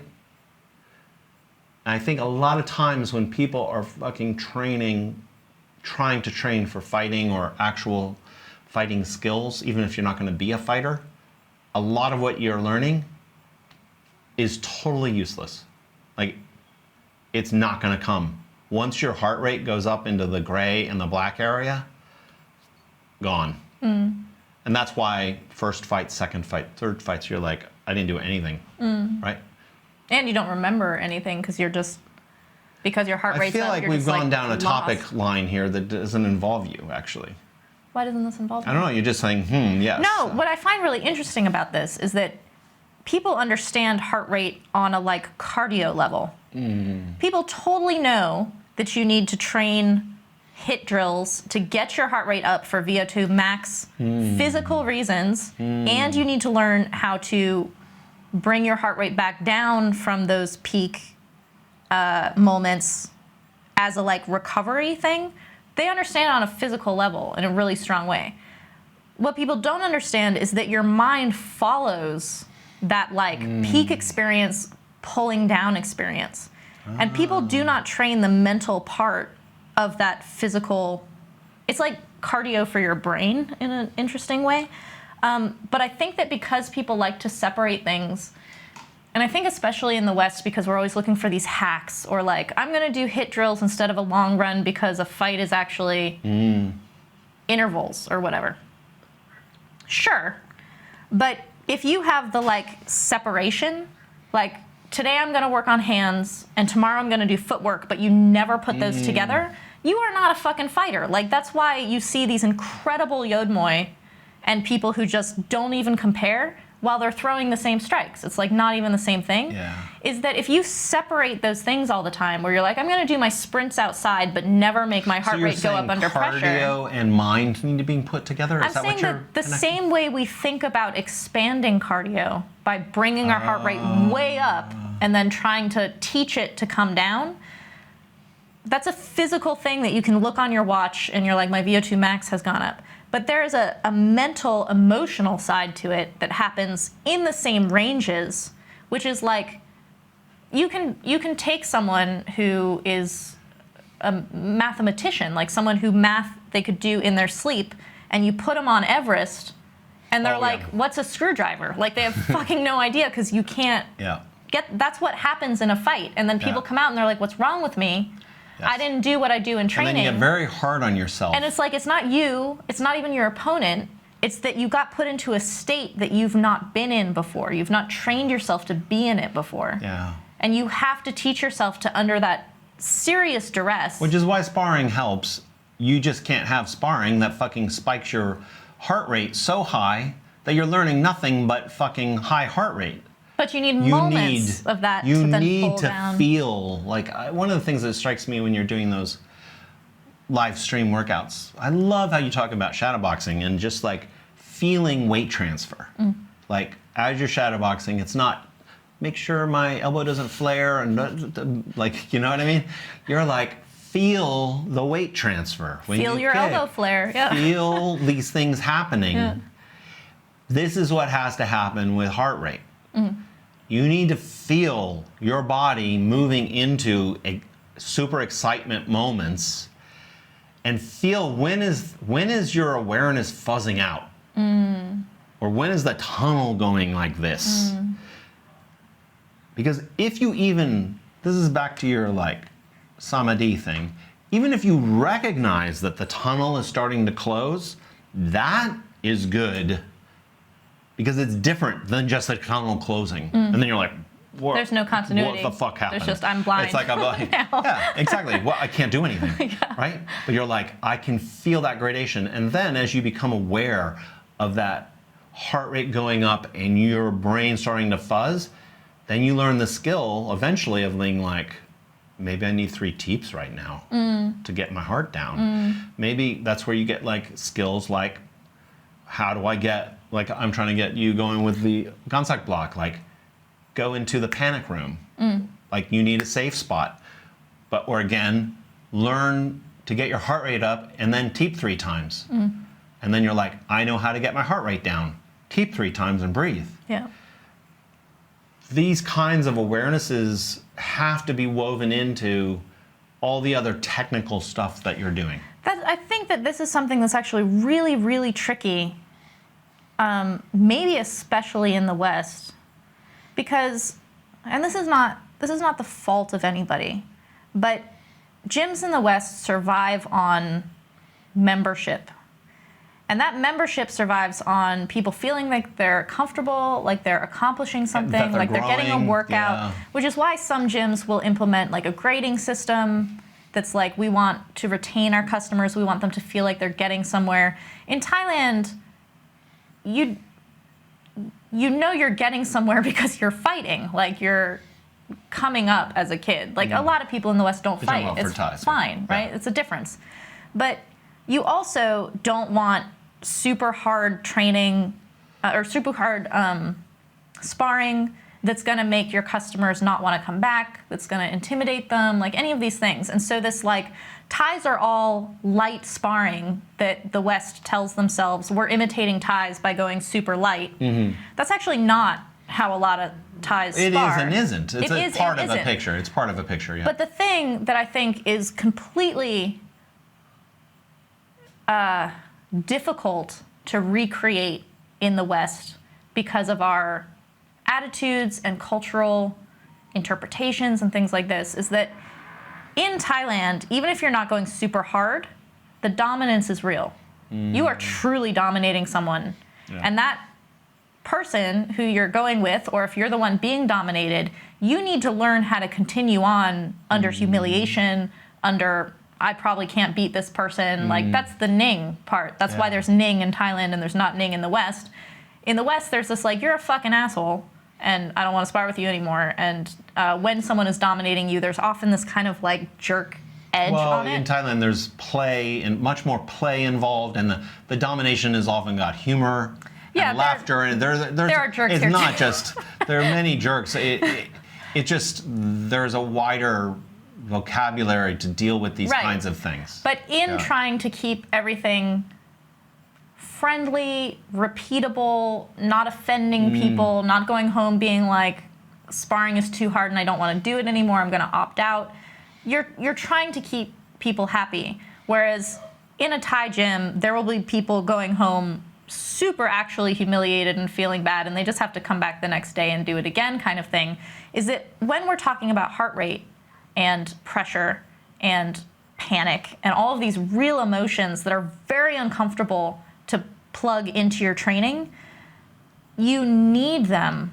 And if they're not happening because you're comfortable with your training partners, you're comfortable with your trainer, you're comfortable with your group of people. I want to say that in characterizing the West, you're only telling half the picture. There's another side to the West, which is bombs only in sparring.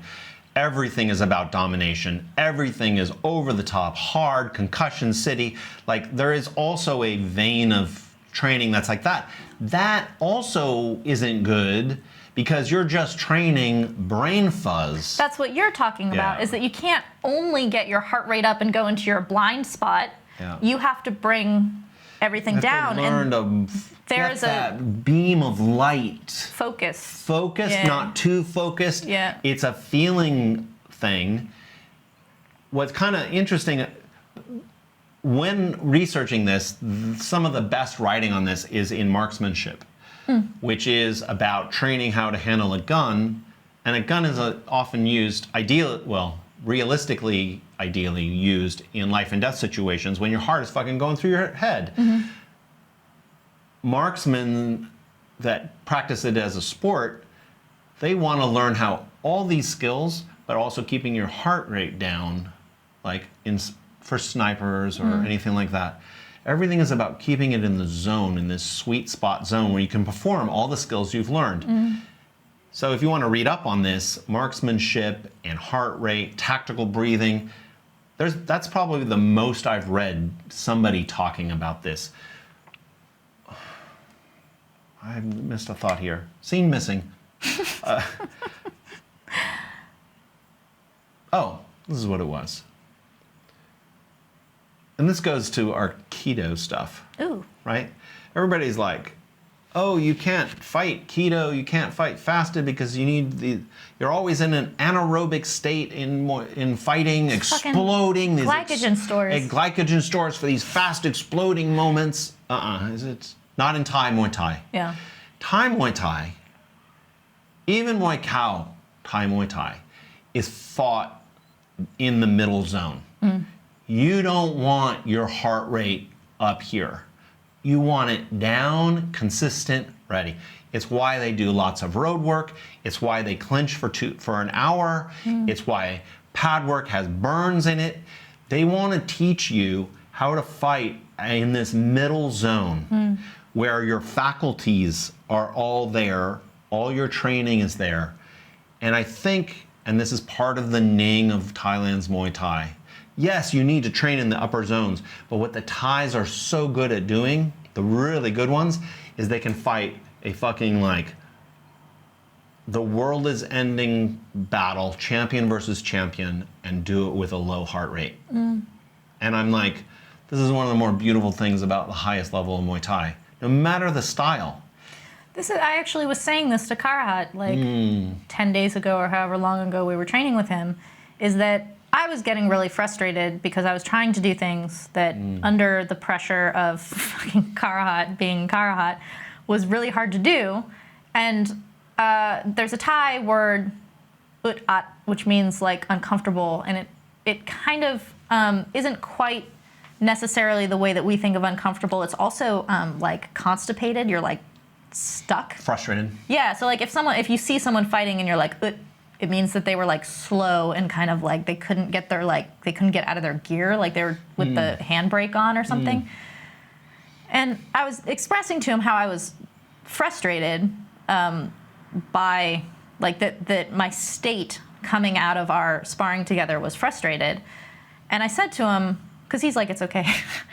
And I said to him, I'm like, there are no Yodmoy when you watch from the Golden Age, no matter how difficult their fight was, someone much bigger than them, someone who was kicking their ass, like no matter how much of a blowout a fight can be, not one Yodmoy looks ut-at in their fight.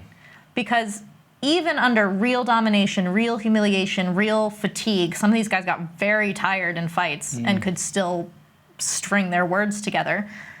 It's missing this element that a lot of us allow ourselves to stay in of frustration. You train it. You train it and you hold it. You hold it, yeah. And being able to expand and deflate the balloon in the same way that you're pushing your heart capacity by going all the way to the top and then pulling it down a little bit. It's like breathing. You're like expanding the lungs and coming back in. Is that we're like, I don't want to spend too much time in the deepest breath, right? Yeah. Or it's uncomfortable to be in that deepest breath. So it's like, I don't feel good today. I'm not going to do it. And I have a hard time with our 10 minutes of working on this block because there's so much discomfort to begin with. And even when we're doing it, you will be like, get your heart rate up. Like we need these pops of moments that are like, this is already hard, stretch it, and then we come back down. It's like breathing, really. It's the expansion of the muscle, and then you can feel it contract. Because you need to feel that when it goes there, it's not going to break. Right. And you have to feel like, it's just like a surfer is like, almost fell off the board, now I'm back on the board. But this is you have to feel that. This is why the example of the lungs is actually poetic, rather than just being a like, yeah, we know how lungs work, is that when you panic, if you shallow breathe, you don't get less panicked. You have to do the expansive pulling down deep breath to calm yourself. Like, it's Ray Velez's act like you've been here before. Like, if you've never been under pressure and you get pressure put on you, you're like, I just fucking can't remember 5 rounds in a fight. Like, how did that happen? This is honestly, you should be the captain of this, ideally, because you know when you're being expanded and contracted, but this is also where the quality and knowledge of your coach really fucking helps if they understand this, because they need to be expanding you and then contracting you, feeling like each one has a feel for this. Pino is really good at this. He'll put you with somebody you can't possibly beat, and then tomorrow you'll go with the younger kid, and then get your confidence back, and he's like always shuffling people in the gym. But I'm assuming Western experienced coaches also are really good at this too. When you find a good coach, this is one of the really nice things about having a good coach. Even if they're not like the greatest technical resource in the world, if they have a feeling for this is really like, in some ways, the art of fighting. Is like if this person knows like 50% more than me, but their heart rate is at 80, and my heart rate's at 45, I'm going to fight better than them. Totally. Like, all that knowledge is gone. Totally. It'd be like if you had two people who, all things being equal, all skills being equal, fitness being equal, size being equal, but you put glasses that are not correct for that person and they're just slightly blurred. What difference is that? That makes a huge difference. Not in a like Bruce Lee, I can do this blind kind of way, but literally you can't see. Like, yeah, it's very true. One person has better vision in a way. Okay, let's stop this and go to the next thing to save this thing. Do you think we should close the screen? No? Well, maybe.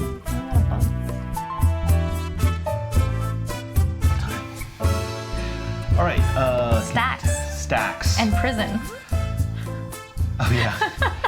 Now, I took this idea from, God, I'm not going to even remember. People are way into MMA. I don't really care that much about MMA.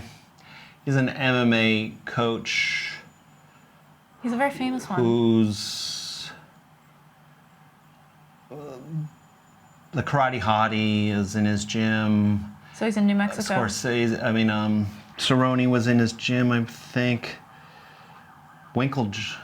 Winklejohn in New Mexico. I think that's who it was. Anyways, he has this theory. It was actually a really good theory, which is that fighters have stacks, which is it's kind of related to combinations like left, right, low kick, or whatever. But there are kind of trees, like decision trees of weapon deployment that start like jab, and then after jab, there could be a low kick, there could be a hook, there could be pivot to the left, like, and that these trees kind of like are kind of memorized branchings in one's fighting skills. So it's like it's not necessarily only a memorized combination, but also kind of a muscle memory thing. Yeah, like a learned behavior, the way that water to me is like almost how water runs down a mountain, and it can go down this path or that path. And he was of this, and I think this is a really brilliant way of looking at things. He's like, in order to beat certain fighters, you identify their stacks, and then you stop them right at the start at their stack. Right. So if someone starts everything with a jab and you can snuff their jab, they have nothing. They have nothing. Yeah. And they might have 2 or 3 different kinds of starts of stacks. And as a fighter, probably you're you need to identify when your stack is being stopped, part of that awareness, and maybe start a different stack. One of the things this is related to what we were just talking about, heart rate and everything else, but one of the things we've been working on is that Sylvie, in all of her pad work and all of her work, and she's done so much work, bag work, a lot of her stacks have started with her hands down by her shoulders. This is a common place for hands to be. But the problem was, at least as we identified it, you're a Muay Thai fighter, which means you're coming forward and you're taking shots all the time. You also fight much larger fighters. So even if they're not even hitting you, there's a fear element, like your heart rate is going up, like we were just talking about. And when I was watching your fights, especially when they get going, you're up in this max guard like 80, 90% of the time, just out of survival. Yeah, and this was, you kind of got a little bit of this idea from Chicken Man. We mentioned it also. Well, actually, when he said it, you had already thought about it. I'm like, but you were like, I know that's true because I thought about it. And that was that Chicken Man is a trainer at my gym, Patron in Pattaya, crew guy. He's in the Muay Thai Library.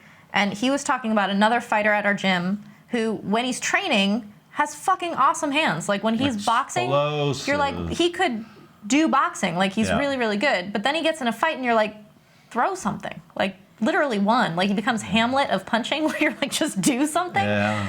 And we were like, this is crazy. We know that people don't do in fights what they do when they train, but he knew why he didn't do why Yoniso. Right. He knew why he doesn't do in fights what he does when he trains.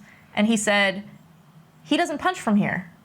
He's like, when he's all relaxed in the gym, he's like this, but then he's afraid of elbows, so he fights like this, and he's defensive and scared, and so none of his punches come out of this. And if you have two positions, which is what you've been hounding me about, which is you punch from here, but you guard from here, you're an on or off switch. There might be people who can do this fluidly, but you might not be one of them. Well, I am not one of them. No, one, like whoever we're talking to. Okay, the universal you. Out there. So if you see someone punching from here, guarding from here, whatever, fluid between these things, great. This is not a counterpoint of evidence. But for some people, their stacks that they practice all day long, very rigorously, start with a groove from here. Well, They start from here. Here's a very mundane example is I yell at people in my gym, Westerners who come and are learning clinch. Everyone clinches like this.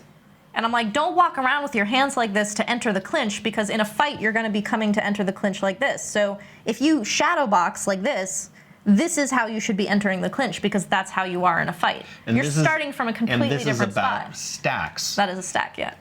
When you're clinching, the first movement of the stack is this or this. Nobody clinches like that. Like that Ever. is not the first movement in a fighting clinch engagement. Yep. You have got to practice. The problem is you have all this information, all this knowledge, behavioral, muscle memory knowledge that follows after step one of the stack. If you can't get to step one, it's all gone. You have no access to it. It's like shifting gears. You have to go first gear, second gear, third gear, fourth gear. You can't go to fourth gear suddenly on a stalled car. Yeah. This is why we, maybe for 2 months now, started working. No excuses. All punches come from max guard. That's more than 2 months. But Okay. But it's like, you've got to be able to move from the position that your opponent can put you in. And in particular to you, but this might apply to other people. If your opponent can make you do something, you've got to learn what the move is from there. Yes. Because you don't have control over whether or not you're here. Yeah. Because your heart rate is fucking high, like we just talked about. But if you can start your stack, and this is where we got with prison, when opponents are pounding on you, you go into prison. They're putting you into a prison. They're trying to keep you in prison. And that's your fucking defense. that you can't get out. And you actually have really good defense. Yeah. Like you survive a lot of punishment because you're tough, but also you guard yourself pretty well. You've got to learn to start your stack from your worst position, which is hands up, full defense. Mm-hmm. And ideally, you should start them with the feeling of high heart rate. Mm-hmm. Because my heart rate is high. Because if you're just going pa, pa, pa, low heart rate, but in a fight, you're like that, fuck. You need to feel, fuck, boom. Start the stack there. It's like how a dancer has to practice or rehearse in the costume that they're going to be wearing. If you're like, I dance awesome, except when I wear this giant mask. Like the giant mask affects you in a very strong way. And those can be tension, like emotional tension, or like being afraid of someone or something like this. And you have to put yourself in those literal body positions, but also those kind of emotional states, or at least the body position that the emotional state puts you in. And this is another thing that is something you've talked about. You've not studied, but you have had exposure to Muay Chaya and to Muay Baran type things, Muay Lertrit with General Tun Mokam, who's in the library. These older styles have in their form that the difference between offense and defense is almost nothing. Mm-hmm. That defensive positions are meant to hurt, and your offense comes out of your defense. Mm-hmm. In the West, we just love offense. So we practice so much offense, And then very often, then you learn defensive recovery, like fucking boom, and then boom, I took the counter, right?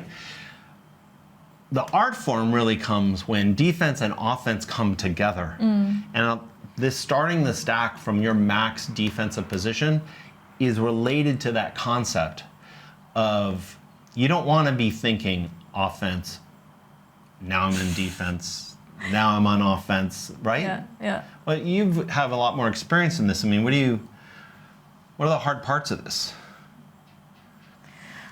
Honestly, I think the hard part of this is that the way that we learn, and by we, I mean 90% of us in the West, and maybe even in Thailand too, but because in Thailand they fight so much, it kind of wears itself out, is that we really do not train with the idea that there's ever someone else involved. It's everything I want to do. And your judgment's all on you, too. And it's like, if they do this, then I'll do this. Whereas a perfect example is Karahat, in his eyes are just incredible, is his offense and defense working together, is he's like, if you're blocking, which people will do, when your body is this shape, all these things are open. When my body's that shape, all these things are open. And so this like offense, defense is basically like a constant, almost computer calculation of all possibilities whenever this one digit is in that slot. So this digit is in that slot, all these things are open. Maybe we went full AI there. Maybe it was that Westwood. Should I rephrase that in binary? No, it was that Westwood episode we watched. Episode 1. It wasn't too bad. It wasn't as bad as we thought it was going to be. But relating that to stacks, imagine you have like a combination lock, and all the tumblers have to go into this set in order to be able to unlock the thing and pull it out, right? If the tumblers aren't in the right positions, it's locked. Like, out of a billion combinations, they're all locked except for all of them being in place. Yes. And you're like, okay, like at some point I'm gonna have to block, at some point I'm gonna have to whatever. If they kick me, I'll block. Yeah. Nobody's thinking, what position do they have to be in for them to kick me, for me to have to block? Like, he's way ahead. And when you're looking at stacks, it's super important to get that first tumbler in its correct spot, because the second one, it doesn't matter how many of them you have correct if that first one's not in place. Totally. And so a lot of people are like, after I've jabbed, then I can throw this other thing, like as a memorized combination. But nobody thinks when I jab, if they don't do what I think they're going to do, which is cover or whatever, what goes on top of that? Maybe they counter kick you or something, Karahat spends so much time on me being like, pretend to punch the body, but really punch up here in this, like, create the body position you want. Like, create the shape that you want in them. Okay. Like, he's basically, in everything he does, creating two options for what that first tumbler might be. Yeah. If the tumbler opens on this number, the next one might be here. If the tumbler opens on this number, it's going to go there. That's why he's so hard to deal with. It feels like he's reading your fucking mind. You're Yeah. like, how did you know I was going to kick before I did? Yeah. Crazy. But Because your weight was there. So in terms of stacks, I guess one is to think about what are your own stacks, right? And to develop them. Which people aren't aware of. Like, you have habits and you might not even know it. And whatever the first thing is in your stack, you have to be really jealously guarding it. You have to be able to execute it under pressure. Like, if you have one thing that leads to many other things, you gotta be able to get that thing. If it's your jab, you have to jab through fucking pressure. Because someone's gonna try to take away, even just instinctively, stack number 1. Yeah. If you can't jab, you might have lost 70% of your technique and not even realize it. You're like, but you experience, because you lack awareness of cause, you're like, why can't I do anything? Yeah. If it's like a magic thing that's happening. The other thing is, when you're fighting somebody, a lot of fighting, especially Muay Thai fighting, this is why Muay Thai fighting is so cool, it's about taking away people's stacks. Like, eliminating their first moves and second moves. And you can, it was very interesting in the Chamuakpet Sangtiennoi fight, which we did a watch with me voiceover. It's up on YouTube. At the end of the fight, and Sangtiennoi is a very good fighter. He had a lot of weight in this. He was left with only left kicking. He had one. He literally just had one strike left. And it wasn't even the best decision because they're both southpaw, so he's hitting closed side the whole time. But it was still, you have been given one path. So when we put the two subject matters together, which we were just been talking about, heart rate's going up. You're losing 30% of your technique just because of heart rate. Then your opponent is interfering with your first move in your stack. You just lost another 40% of your technique because you can't get your first stack move. That's a problem. You're down to 15% or something. I don't know what the math was. These are the kinds of things that you want to train in context with in the gym. Yeah, which is not as hard as it might initially sound, but it comes from awareness. Like, you have to first know that you have a stack, whether you meant to or not. Yes. And then shape your various stacks on purpose. Yeah. And it's like having chest openings. It is like having chest openings, and suddenly you can't open with that opening that you've always opened with and win 70% but that's of the my time. Opening. Yeah. And people have this, they're unconscious. Sometimes they're purposely trained, but sometimes they're unconscious. And then I was just thinking this other thing. This is why I really want you to clinch in the first round and fight hard in the first round in Thailand. It's not just to make them tired, but it's to start getting their heart rate up. At the end of the first round, your opponent's heart rate should be fluttering pretty high. They don't have to be tired. Because once you get that thing going up here like this, then you just nudge it up a little higher. And a lot of what Muay Thai fighting style is forcing your opponent, who might be better skilled than you, to fight in areas of heart rate where their skills become diminished. There are things they could do in the first round they can't do in the fourth round. Yeah. And not just fatigue. Yeah. I mean, fatigue is part of it. Fatigue dulls your mind, dulls your reactions. But just having your heart rate up where it's not supposed to be, you might have great cardio, but your heart rate is up. You lose the ability to respond. Totally. And that's one of the cool things about Muay Thai fighting style. And the way that fighters get you into that state can be quite different. I have all of these very visceral memories of filming for the library where the person teaching me is actually very complimentary. They're like, oh, you have these skills, you're very good at this. They feel my knee. They're like, oh, that's great, all this stuff. It's all like pumped up, like, yeah, I'm pretty good. I'm in like a nice state of knowledge. And then they're like, let's spar. And I'm like, I can't fucking move. Like, I can't do anything. And sometimes they're like, what's wrong with you? Like, you just did all of these things, because they're quite naturally putting me in that state that they would put an opponent in and aren't because even aware. Yeah, they're not even aware of how horrid that is, or they thought I would handle it better or something. I don't know. Well, you're not as practiced. You're not as practiced in that in those elevated heart rates. No. Also, you just put yourself in a position where you're like, oh, now I have something to lose. Yeah, or it's like you have a conversation with someone in English and you're like, their English is so good, they're fluent. Let's go watch the news, and they're like, I have no idea what was just said. Totally. Like, that's crazy. I think we covered that pretty good. Okay. Not too shabby.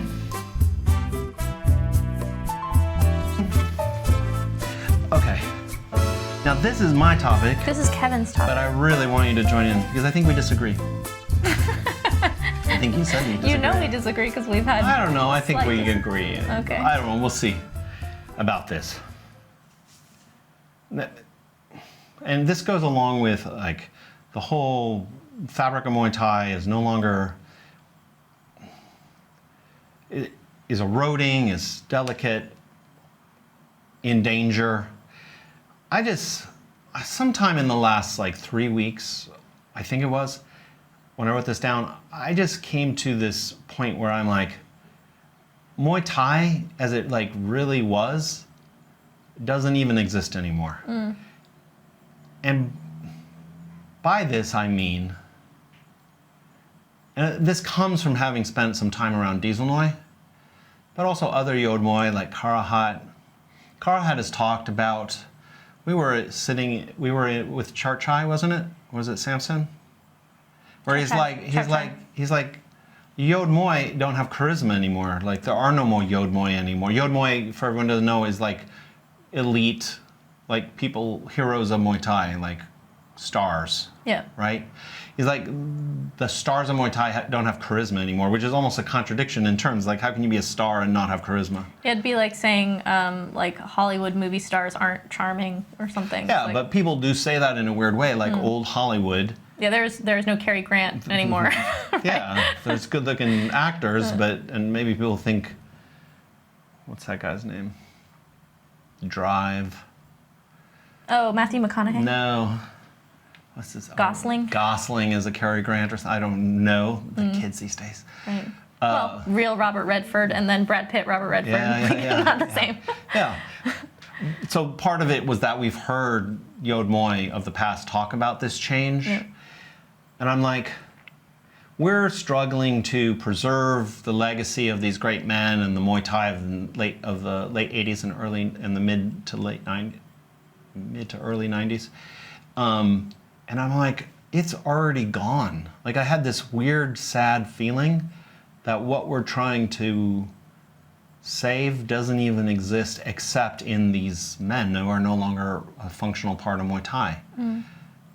Why are you looking at me like so dismissively? Because the reason I disagree with you is because the Muay Thai that I love, the fighters that I love watching, like what we're trying to preserve, yes, that is no longer in Muay Thai. That's Muay Thai. But that isn't Muay Thai. There is a Muay Thai that is happening now that is not dead or unvaluable or also not beautiful. I didn't say it's not valuable. It's just not Muay Thai. It's like, a lot of people argue about what's Muay Thai, blah, blah, blah, blah. Okay, Max Muay Thai is not Muay Thai. No. Hardcore Muay Thai is not Muay Thai. Super Champ Muay Thai, not Muay Thai. MX, not Muay Thai. And for everyone else, Glory is not Muay Thai. Like, One, not Muay Thai. They call it Muay Thai. Yeah, exactly. Not Muay Thai. Not Muay Thai.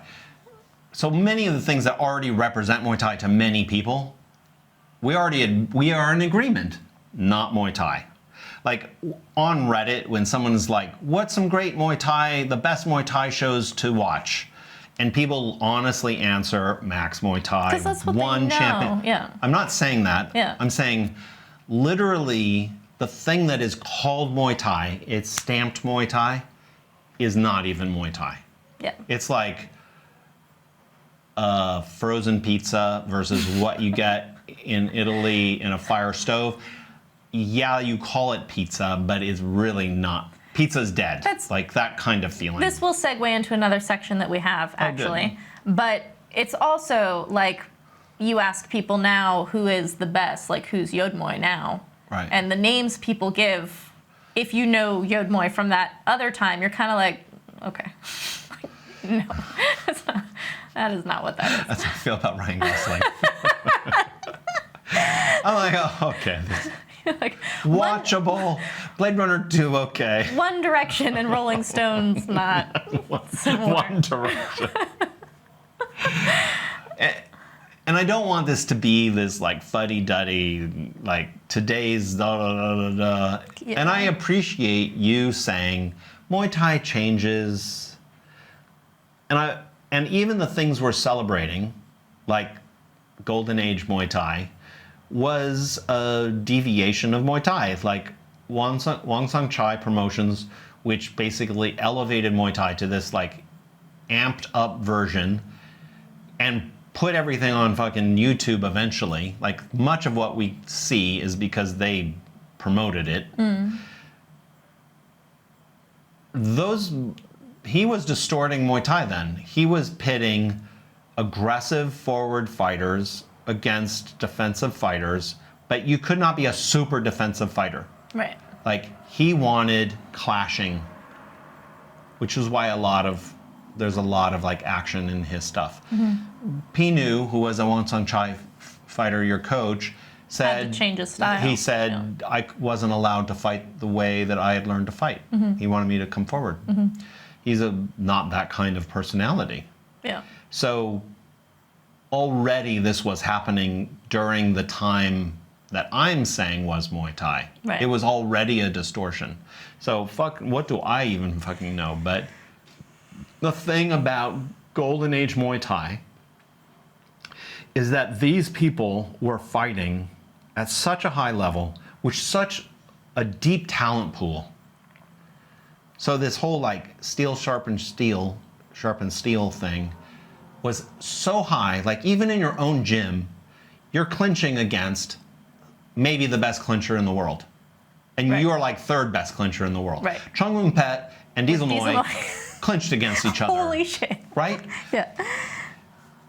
Not only that, your whole weight division is filled with fucking 8 badasses who would probably beat everyone who would be in a weight division now. This is also something Like that the 8th worst guy. Karahat brought up, which is that if you were champion or you were Yod Moy, you were champion or Yod Moy against other champion Yod Moy. Like you were the best among And then you went amazing up and people. fought the fucking champion at the weight class above you. Yeah. And then in Chamuakpet's, I can't get that K. Chamuakpet's, well, it's not that funny. You put an N in there that's not in there. Chamuakpet. Oh. Okay. Mr. C. Yeah. You're gonna make me call Mr. Computer name. Mr. Computer. Chamuakpet. He was fighting Sangtiennoi, who was the Rajadamnam champion 2 weight classes up. So the level was really high. And then you have Thomson literally, and I think we're going to do a watch with me on this, the manager of the gym he was aligned with is shot just outside the ring between rounds by Mafia. And the same collection of people who did that execution were in his corner when he fought Samart, right? And joked or were serious about go get a gun, Thomson's not trying to win this fight. Yeah. Like the degree of fucking loss. Like when you see Thomson fucking freaking out because you're hanging your head and looking exhausted between rounds. He's like, you show no weakness. Ever. Ever. But because he lived in a fucking That's like, very real. you could die, or you felt you could die if you lost that fight, or they thought you lost it on purpose. So the kinds of things that developed that made your Muay like extraordinary, they don't exist anymore, Sylvie. Okay, they don't exist. I thought this before you said this. Okay. But the interpretation under which I agree with you, Okay. 100%, Okay. is Golden Age Muay Thai and even Silver Age Muay Thai with like Winklejohn and Siri Khan, people like this. If you look at that as a movement in the way that you look at punk as a movement or hip hop as a movement, and people can say punk is dead, rap is dead, hip hop is dead, that's very true in looking at how pure and amazing the movement was, and then this imitation of it now. You're not gonna like get someone who was into, I don't know, The Clash or something to be like, oh yeah, Blink-182 is the same thing. Like, it's not. The fighters now are not cut of the same cloth from the Golden Age as a movement. The way in which I don't agree with you is like if you were to have an argument of like the poetry of language or like vocabulary in which 100 years ago people were writing letters, like the fucking letters of Moby Dick or something. We don't talk like that anymore. No. People just don't talk like that anymore. Yes. We're still speaking English. English is not dead. Well, for some people it is. Yeah, I'm saying that that's... Emoticon.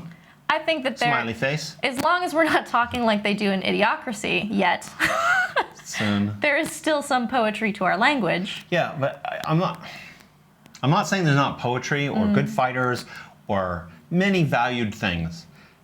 But the things that characterize Muay Thai, and maybe I should think a little bit about, maybe start a blog post or a forum post about this, about what are the things that characterize Muay Thai that now might already be gone. I'm going to say, like, and I don't mean this in any disparaging way, but we brought in Yod Muay, like Samson, Thomson, Nam Nam Kabun, Was there only 3 that we brought in? Long Swan. Long Swan Carl came. Hart. We brought them into Patron. Patron is a serious stadium-producing Muay Thai gym, family-run. It's almost a quintessential gym. 2 of the greatest fighters of this generation in Thailand came out of that gym. Tawanchai, right? Mm-hmm. Who was Fighter of the Year. PK Sanchai snatched him up, grabbed his contract, leveled him up, won. PTT, who became a Thai fight star. Yeah.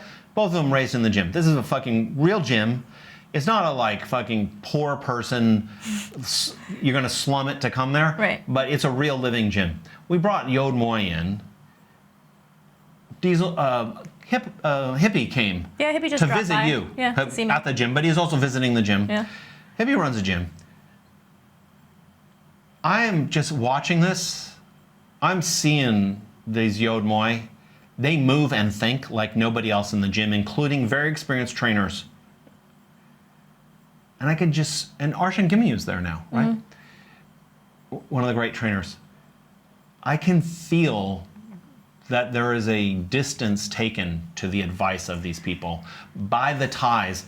Understandable. It feels like this old man who no longer fights and fought at a different time when scoring was different is telling me something, thank you, and then I'm going to proceed in what I do. Yes, there is a part of it that reasonably makes sense. Nam Kabun is teaching amazing body throws that he was adroit at, that are beautiful, that actually would work incredibly well for one of our fighters because of his strength. But that doesn't score anymore. And so it's like, you can't fight that way anymore because scoring is different. There's a reason for it, but at the same time, Very narrow. You're like, take that, become incredible at it, and they'll fucking score it. Like, it's gonna be good. But it's not only that, it's to me, how Nam Kabun moves and everything. Like, stop. Okay. I'm very agitated. I know, but I'm excited as well. Okay. To me, the thing that I'm like, why the fuck is this not sticking, is that nowadays they will not train the way that they used to train. That's what I'm talking about. The points that were made by Dieselnoi and Hippie, when they come in and they look at it and they're like, no. What's going on here? Hippie is like, Sylvie, you never pull the trigger. Like, you never throw the kill shot. What the fuck is this? Yeah. And Dieselnoi is like, why are you guys like sitting down between rounds? What are you doing? Yeah, or like, huffing or something. Yeah. But then it's like, these elements, we'll take those 2 elements. Hippie, saw Sylvie training. Sylvie's training very nice. If you put a camera on her, it'd be fucking pad porn or bag porn. Like, everybody on Instagram would be thinking, oh, that's pretty fucking good. Sylvie's skilled. Hippie's looking and he's like, what the fuck is this? There are no fucking headshots. Why are you not pulling the trigger on anything? Yeah. And Sylvie's like, pum, pum, pum. But there's no, it's like you're rapping, but you're not punctuating a syllable, and you're doing like when Puff Biggie Daddy tries to sing or something. Okay, so that one element, because for Hippie, everything has emphasis at that last syllable. That's the whole point, is to get to boom. That's musical. Dieselnoi, not like that. He's like, you never show weakness, especially between rounds. Going to get water, your dignity and everything. You have to compose yourself continuously. It is part of your auton, right? Your endurance. Yeah. You're enduring the entire time. You never slump. You slump one time. You'll slump when in the 4th round when you get back to your corner and the judges are looking at you. He's like... It's kind of like if David Goggins were like 40 years ago, everyone was like him. And now you're like, and he he's was just like the best of those types too. Yeah. So these are 2 elements of what makes Muay Thai. This like perseverance of dignity in the midst of fatigue, relentless fatigue, Dieselnoi, and this musicality of Hippie, who's like fucking headshot, boom, boom, boom. Like, what's going on here? These people are not bringing out like, well, let me raise the bar up on everybody. This is basic stuff. This is for them is bar level 1. The fact that it's absent is the first thing, and then the second thing is when presented is not embraced. It's not sustainable yet. It's not even reached. No. Like, as people make an effort towards it, it's not even really reached. It's not even reached, and these are actual stadium fighters. This is another thing. These people are Muay Thai. You're talking about fighters, Hippie, Sangtiennoi, coming in and being like, this is not how this is done. You need to, like, amp this up. You also mentioned Ajahn Gimyu. Gimyu was a trainer of Golden Age fighters. He has been Legends. a trainer for forever. He was one of the most sought-after trainers in the Golden Age. He's 78 Fought now. until he was in his 40s. Yeah. 78 now. Still has given you the hardest body shot you've ever received. I thought I was gonna fucking die. 78-year-old man, like, I'm going light because you're a girl. He, having witnessed Golden Age training and created it and enforced it, asked Pinu to tell stories about when he would come down and put his running shoes on and see that Ajahn Gimyu was there, and he's just like, oh, today's gonna be rough. He watches me, and I train harder than a lot of people, but not Golden Age. But even just the steps I make that are these Kaiyan that are like, I'm still shadowboxing with weights when other people have gone home. I'm taking what he said to me and breaking it into a piece and working on it and, like, have focus rather than, like, just get through the day. He will turn to you all the time and just be like, if she were a man, or if she were younger, or if she did this for 10 years. Like, or he'd be like, he'd tell me, or if a Thai boy did this. They'd be Yodmoy. Yeah, he'd immediately. be like, Yodmoy. But he's like, it doesn't exist anymore. And this is what I'm telling you, Sylvie. But it's not. It doesn't exist anymore. But he's just seeing a shadow of it, and he's like, towards that. Yeah, but I'm telling you, it doesn't exist anymore. It's like you couldn't even create it. Like, if you put all the legends together and you're like, make this gym this certain way and let's get the most committed, desperate Thai boys and let's get mafioso guys that will kill you if you don't do this or you throw a fight, and you try to just engineer it, it doesn't exist anymore. Like, the reason why Hippie has to go for the fucking kill shot is that he's fucking fighting Yodmoy with 10 pounds on him. So every shot has to either look like it's gonna end the fight, or it could end the fight. Like, he needs that. He has to reach for that. The reason why Sangtiennoi has to fucking never show anything is because of the way he fights. The fucking, like, intensity, it's the cultural intensity. It does not exist. And I'm just saying. And people want to be like, the skill level. It's not skill level. It's something way beyond skill level. And you still disagree with me. I agree with you that what made Muay Thai what it was in the Golden Age doesn't exist anymore. Maybe it just is not even. And a lot of those characteristics of the Golden Age, to me, are essential to the story of what Muay Thai is. This is something that's difficult for me in disagreeing with you. Okay. Is that what first drew me to Muay Thai was this ethic of every strike is designed to end the fight. Like, right from Unbok. It is not a, like, tap, tap, tap, tap thing. Point fighting.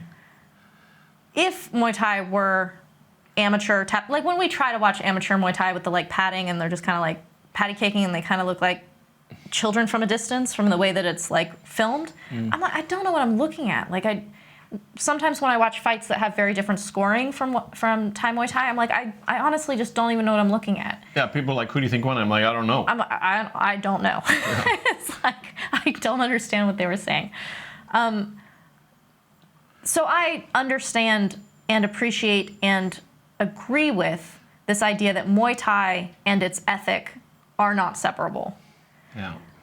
When I look at an incredible fight from now, like that Satan Muang Lek elbow fight that won Fight of the Year last year, that is a very exciting fight. I still get very excited. It's very good. But if you were to put that next to a Golden Age fight, I'm like, those aren't the same thing.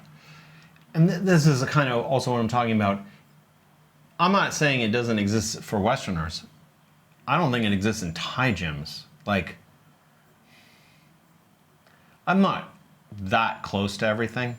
But Arjan Sarat is trying to enforce this really old style. He's considered a fucking dinosaur. Like, and he's like in his late 60s or something. Early like that. 60s. I think he's like 64. He's not in his late 60s, I don't think. Okay, that's 4-year difference. Yeah. Right? So, but I'm saying he's already phased out of the game, and he's running an active gym. He has stadium fighters. He also famous fighters. He also taught Golden Age fighters. Totally. He had Boon Lai. But I'm like, I'm suspecting that what's happening in Thai gyms is not even remotely close. Like, they're not the same thing anymore. It reminds me, I return to it again, about cuisine. It's like you have like Italian food in America, which is made by Italians or Italian immigrants, but you know what Italian food is like for Olive a Garden, Western palate, yeah. right? And then you have Italian food, Italian cuisine in Italy, which recently people have tried to like reclaim and survive and like reinforce the subtlety. Italian cuisine in Italy is considered like an Amazon rainforest of food knowledge. Totally. What is happening in American Italian food? It's like American is, Chinese food. Like, maybe you've actually never tasted I don't know enough about food. Chinese food, but in Italian food it's the case. And it's like, so, but that comparison is between the food in its country and then the food in another country. I'm saying in Thailand, there's not even, in Thai gyms, I think it's no longer even the case. Like, I don't know where we'd look for it, but I have this feeling like it comes from the way what the Golden Age people had to offer and the way it was kind of received. It was willingly received, but it honestly didn't change that much. I would want to know, out of curiosity, because we look at the best of the best. Like, we look at Yod Muay. If you were looking at like kind of an average gym back in the day, like, what was their training like? What did that look like? I just think people were harder. For sure, they were harder. They were just, if you had a B-level fighter in the Golden Age, he was a fucking strong, like that country strong. Well, this like, is could kind of an take interesting knees, thing. like you were saying. Is that Ramba comes closer than a lot of other people in terms of how he trains his kids, just in the intensity and his like That's true. attitude. He at least reaches towards it in a way that a lot of gyms don't. He's not going to produce the fighters that came out of his time even through reaching towards that kind of training. But his kids are very fucking hard little totally. monsters. Yeah, I have a hard time saying that that's not Muay Thai, honestly. But it's not Muay Thai. It's not the same as when he was doing Okay, it. that was my little rant, but with your wonderful perspective. Okay. Let me.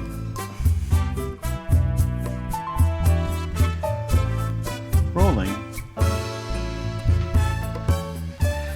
This goes along with what we were just talking It goes about. perfectly You in didn't even plan it that. You didn't even plan it goes that way. So, how do we start this top 5 thing? Carhut. Yeah, but what For a contest. What idea was it? I think, okay, if I'm going to go back to the like trying to create some kind of story of how this came out, it grew out of an organic listening to Cylvie talk about Wichanoi. Cylvie loves Wichanoi. Not only did he fight him 3 times, I believe. lost to him twice, And then finally won. but Cylvie talks about him as though like this is the greatest fighter who ever was. Well, let's even say we went with Cylvie to see. I was going to get there. Oh, Yeah. I'm sorry. So he talked about him in this way, but then we actually went to see Wichanoi. We were going to try to film with Wichanoi for the library, Yeah. but we didn't know. We didn't know. Cylvie was like, "Let me take you to go see Wichanoi's him." in his 70s. He runs a beverage dispensary. Like he moves different it's things. like a distribution. Distribution. That's the word I'm looking Yeah. for. And he's very charming, very cool. Like you get this like old Hollywood feel off of him, but Cylvie is an incredibly sweet, dignified, like has a lot of honor type man. He's very polite. All of that being said, it was still jaw-dropping when Winklejohn walked in, we were sitting at this table and we were waiting for Winklejohn to show up. Winklejohn walked in, and he looks like nobody. He's wearing like a Hawaiian shirt. This is not, he has charisma, but you're not like, oh, this is Winklejohn. Thomson, with total glee, jumped from his seat and went over and bowed his head to Winklejohn's feet. To the ground. To his feet. You have to understand. Thomson in his late 50s. You have to understand what that means in Thailand. You do this to like your father. The father, the king. Priest, the king, Yeah. like fucking total honor and submission. And Thomson is a tall man who everyone respects. This is a man who like is respected by everyone. He goes down like boom to the ground. Yeah. It was startling. Yes. And the joy, you're right, the joy with which he did this. He was like a 12-year-old all of a sudden, and Thomson is not really like that. Like, it was really incredible. But that is the story of, we started thinking to ourselves in hearing Thomson talk about Winklejohn, we're like, God, who do the best Muay Thai fighters think are the best Muay Thai fighters? Because like, well, I'm going to say this came from me. Yeah. From a frustration I have that so much of Muay Thai knowledge is filtered through, one, YouTube, only people that got preserved in YouTube. Two, did you fight a Westerner? If you fought a Westerner, you're well known. Did you fight Decker? Yeah, did you fight Decker? Probably Decker's is the first. And then there's just like this filter. So were your fights preserved to be watched? Insect bird is like chirping, whatever that thing is. That's Sorry if crazy. you guys can hear this. We're outside. Yeah, we're outside. And then you have the breakdown filter of people who then edit together these videos to bring out the skills of the preserved people. And you end up just filtering out so much of Muay Thai. And then you have Westerners, and we're Westerners too, definitively declaring in English, this one is the greatest. Yeah, you see a lot of English language top 10, top 5. Totally, and it's totally understandable that it's being made. But I'm like thinking to myself, one, whoever made this list, and I was actually thinking my own list, I've never seen any of these people fight in real life. Like, what has been preserved is like 1% of their career. Yeah. Like Samart's career, he's the greatest? Maybe, but you never seen him fight, and 95% of his fights don't exist for anybody. Yeah. So it becomes this like very rarefied piece of knowledge, and then it becomes unquestionable because everyone says, like for instance, Samart is the greatest.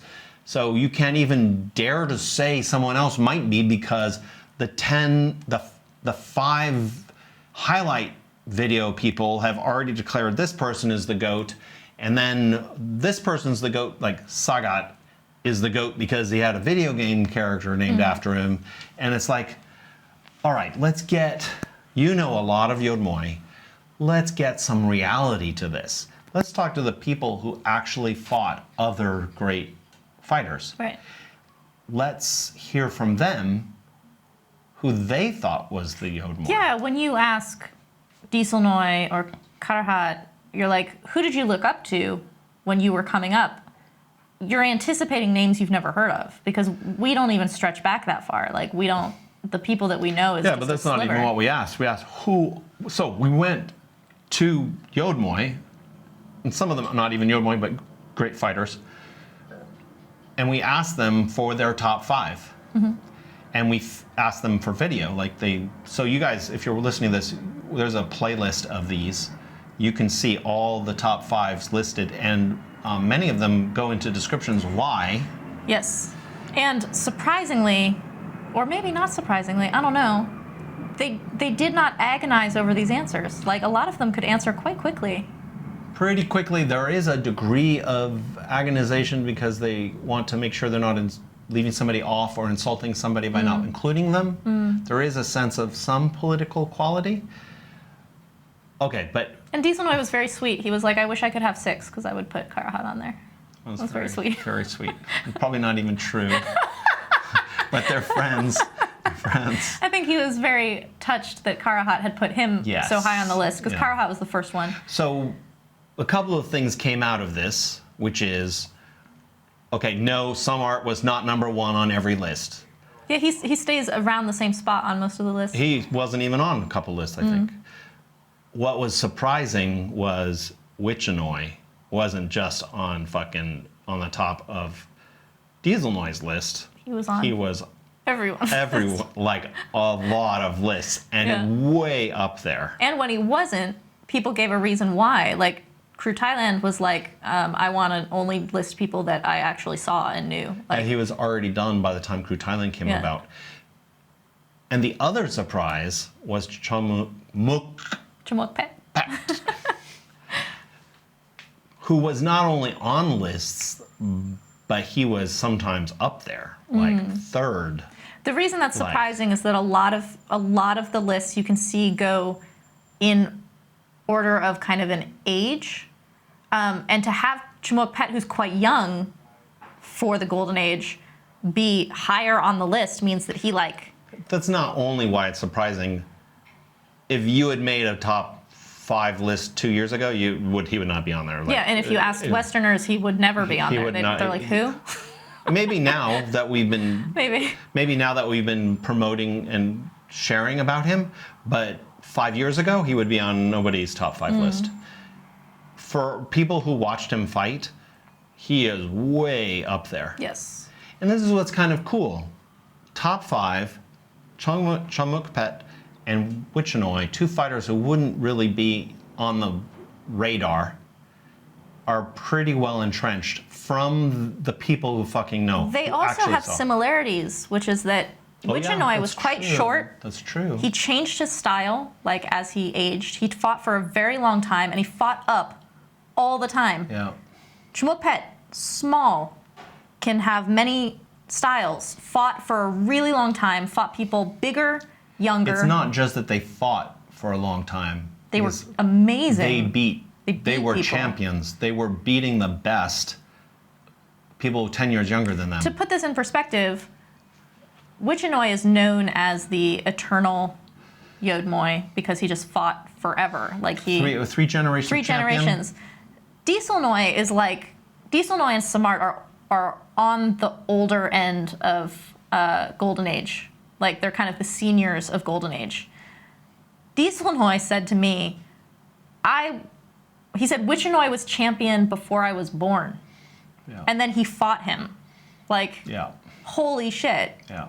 But we have very little. There are some fights out there, but we don't really have a sense of this man's like 30 years or 25 years of fighting.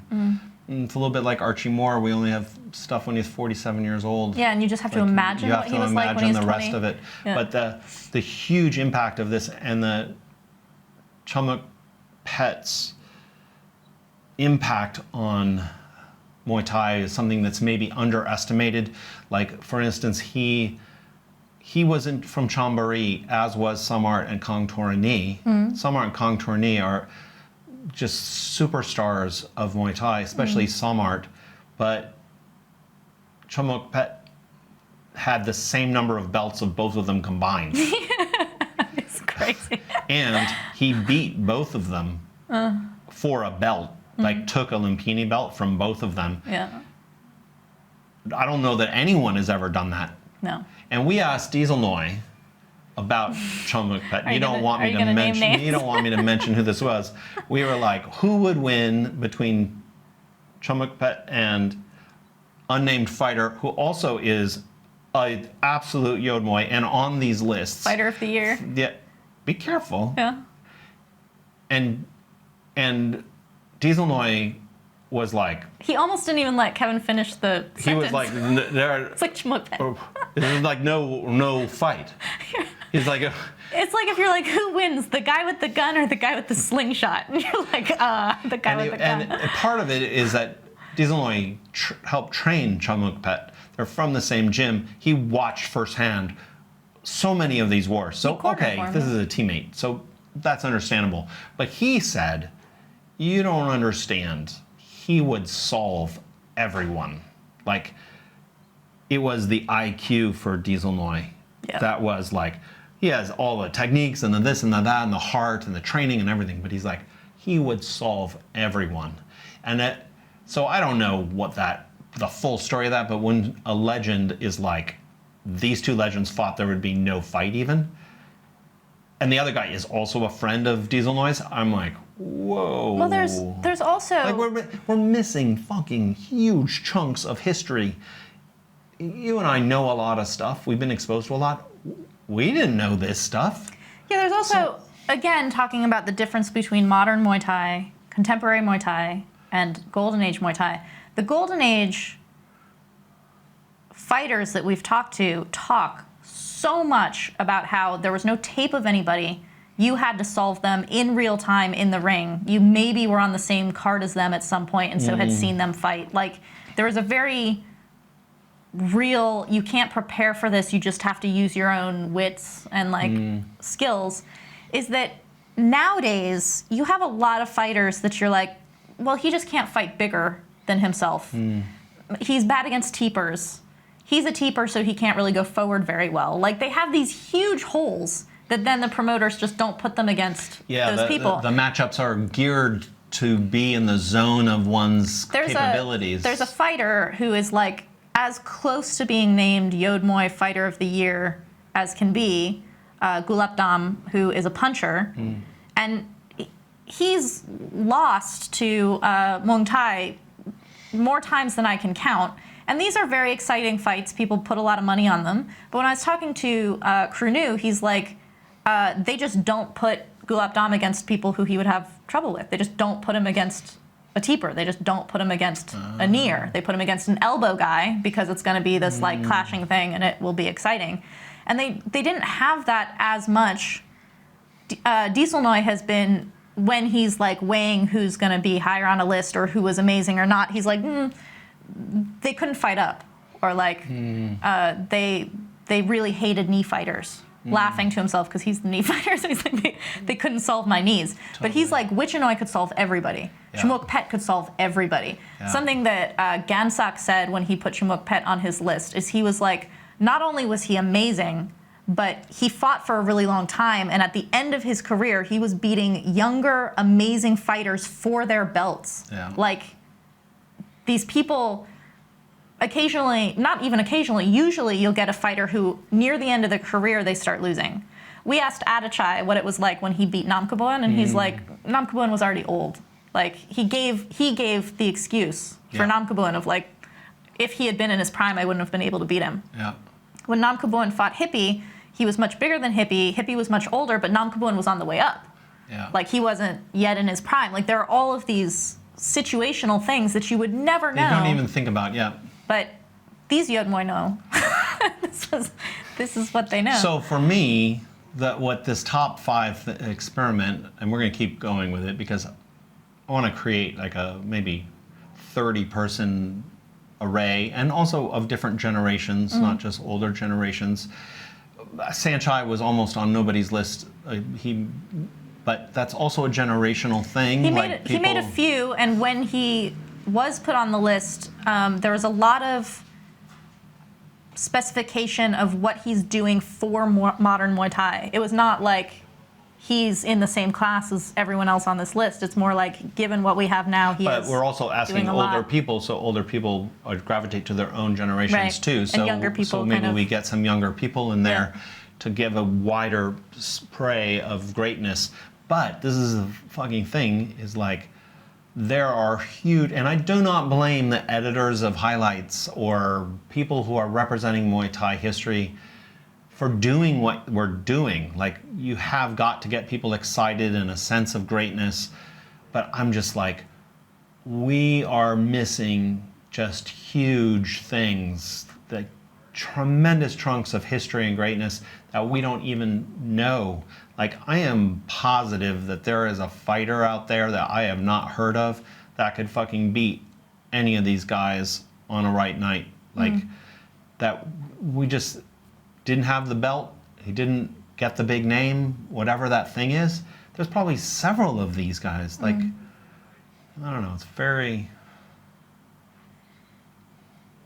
It makes it more, I guess, more important to keep perspective in what we're saving, right? It gives a greater sense of urgency, I think, to what we're doing. Because, like, There are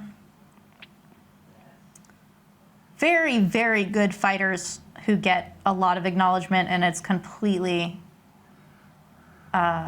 deserved. But when we started publishing these top 5 lists, and people were like, God damn, Winklejohn is on top of everyone's list. I'm going to go look him up. Yeah. And people were writing to us, and they're like, I've been watching Winklejohn all day, which is maybe a couple of hours of your day because there's not a lot of footage. Muay Thai Scholar is an incredible editor. He makes really good videos, but he can only make really good videos of people who have a lot of tape. Yeah. You can't make an incredible video of Dieselnoi. He made did. one, He did. and it's basically all the footage of Dieselnoi that there is, edited really beautifully together. He's actually, those that edit, he and his edits, just in my opinion, captures the poetry that makes that fighter unique. He understands their style. Like, he understands what you're looking at. His edits of Karahat, I have told him, are really, they're really special. They get Karahat. Yeah, they get that thing. And so this is not to say that editors, they're curators of knowledge. I'm just like, let's just keep in mind that there's huge gaps rather than everything goat, legend. I know we use legend a lot, but I've seen legend applied to okay. Where you're like, what? Honestly, a trainer at some gym or something, I'm like, okay, that's fair enough if you want to just do that, but I'm like, there's real legends that are not legends because their story hasn't made it to English. Yeah. And the people who feel that they're legends are going to stop talking about stuff in about 10, 15 years. Like Winklejohn would have been forgotten to a certain degree if it wasn't for this. And I don't know what else about it. Good? Yeah. Ready? Yes. Rolling. Oh, I don't even have to set this timer. So that's us wrapping up this Muay Thai Bones from the balcony. Balcony edition. We hope to do another one on the way back from Chiang Mai in another 5 or 7 days or whenever we're going. But thank you everyone for supporting the Muay Thai Bones by being a patron. You can watch this on YouTube, or you can listen to it as a patron by subscription. This is, I think, the 15th episode. Kevin was actually just going through these, the older ones that didn't used to be on Patreon. Yeah, in the audio version. Like the early ones, we didn't have an audio version copy of it. The YouTube version's free for everybody. Anyone can watch this, but our ability to do this and our ability to do everything and to talk about all the things we talk about is made possible through patron support. So thank you to our patrons for, in a beautiful way, supporting everything that we do and making it so that we can make free content like this. But he was going through our much older episodes that hadn't been put on Patreon yet, and we were like, how long ago was this? Like, I think we've been doing this for a while. yeah, and I can't believe it's 15 already. Yeah, I think we're on 15. Maybe we don't have the number wrong, but it's up there. And I actually want to do more of these. There's also library coffees. We haven't done that for a little bit, but I would like to do more of these because I think it's always good to encourage deeper conversation, more like rambling topic coverage. We're all about long form. We are about long form. What else? Anything else? Maybe? I think that it's in part of what we're doing in the way that I fight, the way that I train, the way that we're creating the library, archiving, doing interviews with legends now, translating. We're trying to gather something about Muay Thai that is both present and disappearing. Like we have this preserve the legacy, which really extends beyond the library.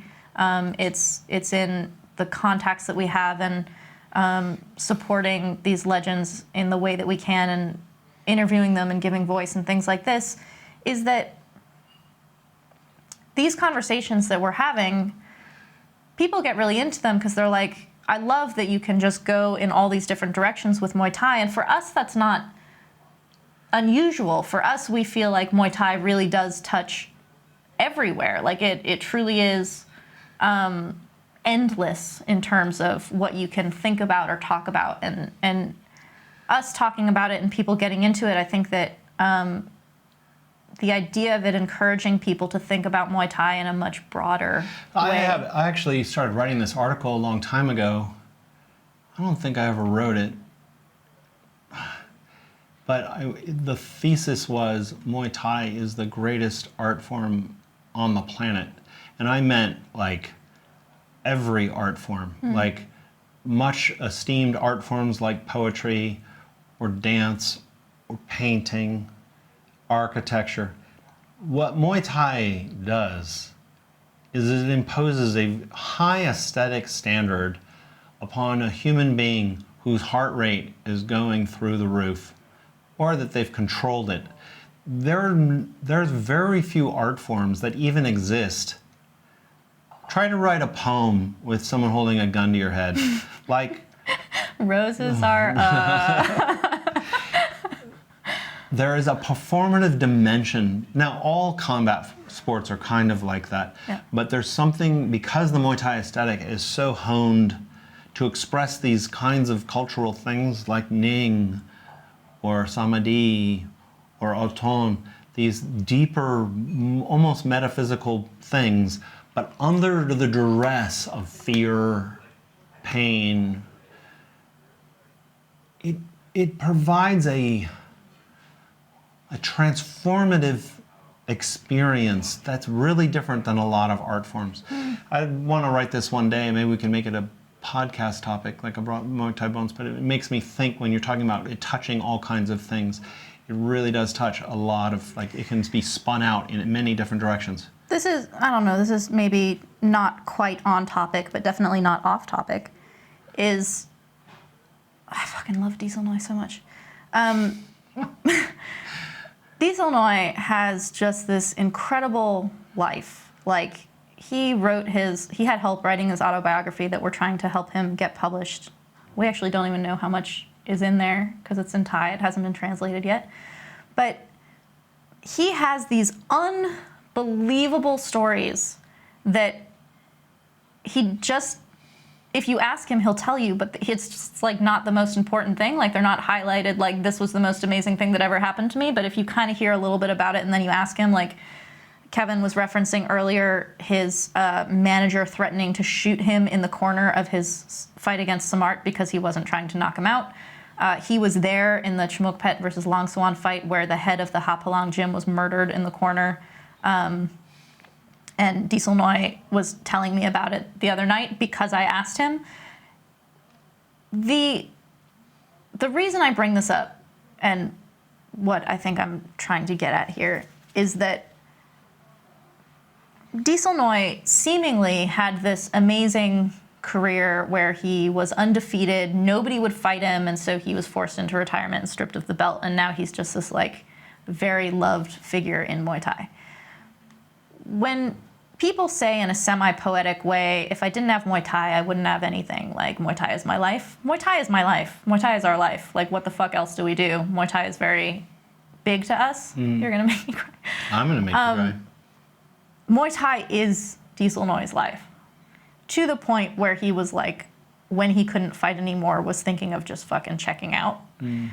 Having the mafia at your back, breathing on your neck while you're deciding whether you're gonna do that last round on the bag when everyone else has gone home.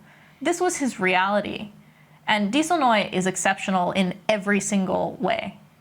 But it ripples out to what Muay Thai means for these men who were trying to preserve, and their technique that we're trying to preserve. Even Kru Nu, who is kind of, he's got these bookends of like his father who founded the gym and his youngest son who probably won't go into Muay Thai. And he's like this, he's along this lineage of, as Muay Thai is kind of diluting, both in technique, in how it's taught, and in importance. He says all the time, he's like, if I didn't have Muay Thai, I would have nothing. Like, Muay Thai has been my entire life. He grew up on a farm, working the farm and doing Muay Thai at the same time, and now he has a much better financial situation than when he was a kid raising his sons, and like Muay Thai is more of a business than when he was a kid. And What are you pointing to with The thing about this is that when people say, talking about in Thailand, that Muay Thai is a way of life, it's not only a way of life, it is life. It is every part of someone like Sylvie's life. There are these Yod Muay now who are really on hard times. Like they don't really have a lot else going for them, but the one little thing that they have is their ability to teach Muay Thai or Yod Kunpan reffing at that bar or any of these things that are just touching the corner fabric of Muay Thai. And I think that it's easy to feel like Muay Thai is much smaller than it actually is. I think that we underestimate how vast Muay Thai is. Yeah. It's like fishing is a way of life. Like it feeds a village. It's like there's an entire whole lifestyle and world and art form but in Muay Thai's case, I think that's what was part of my thought too, is like fishing is a life, but when you made that fishing trip is not preserved for generations. Do you know what I mean? Yeah. Like Muay Thai brings together the art of fishing, but in real life, it's real life. And then like rarefied art, like reaching for an aesthetic. And those two fucking crazy different arts are like brought together into a single thing. There's very few things like that. And it's not possible to preserve all of that. But some of it. In the way that some of the most amazing fighters that ever were are just touching the corner fabric of Muay Thai anymore, and it's their one little way to maintain themselves. Yeah. That little corner is important. Like, fucking save that little just corner. to go, we didn't time this, but Kru Karat, who, not a Yod Muay, a good fighter in his day, like decent, doesn't have a gym now or in and out of Muay Thai. He's a peripheral person. He has a fucking scary ass Muay. Like when you were training in the Muay Karat in the Karat session in the Muay Thai Library, you were terrified about 80% of the time. It's pretty amazing. Go watch it. It's cool Muay Thai. He taught you this one thing, which was everybody like the elbow, the this or that. He was like, take an extra beat between when you do this and you do that. That beat is as precious as all the shit that's got highlighted. Totally. That beat is the key to 100 techniques. It's the music, the thing of Muay Thai, and it was taught by not the greatest fighter ever or the greatest teacher ever. Kru Karat can be considered just like one of these people with his finger on the edge of the fabric of Muay Thai really now. He's raising his son in it, but it's like very much a personal family. Yeah, and and his life, his subsistence, whatever his life is connected to this contact point with Muay Thai. And you've been exposed with like fucking the greatest fighters ever, and he taught you many things, but that one little thing was as good as anything. And that's what's so cool about Muay Thai. And that's everywhere. Like there's always this little thing. Everywhere. Yeah. Because what Muay Thai is, even though I'm arguing that it doesn't exist anymore, those details of the fabric and the music of it is fucking everywhere still. And it's pretty cool. And with that, we're signing on. Dun, dun, dun, dun. Cue music. So thank you. Thank you to all our patrons and our sponsors. Yes. And hopefully we'll be filming another one soon. For sure. Dun, dun, dun.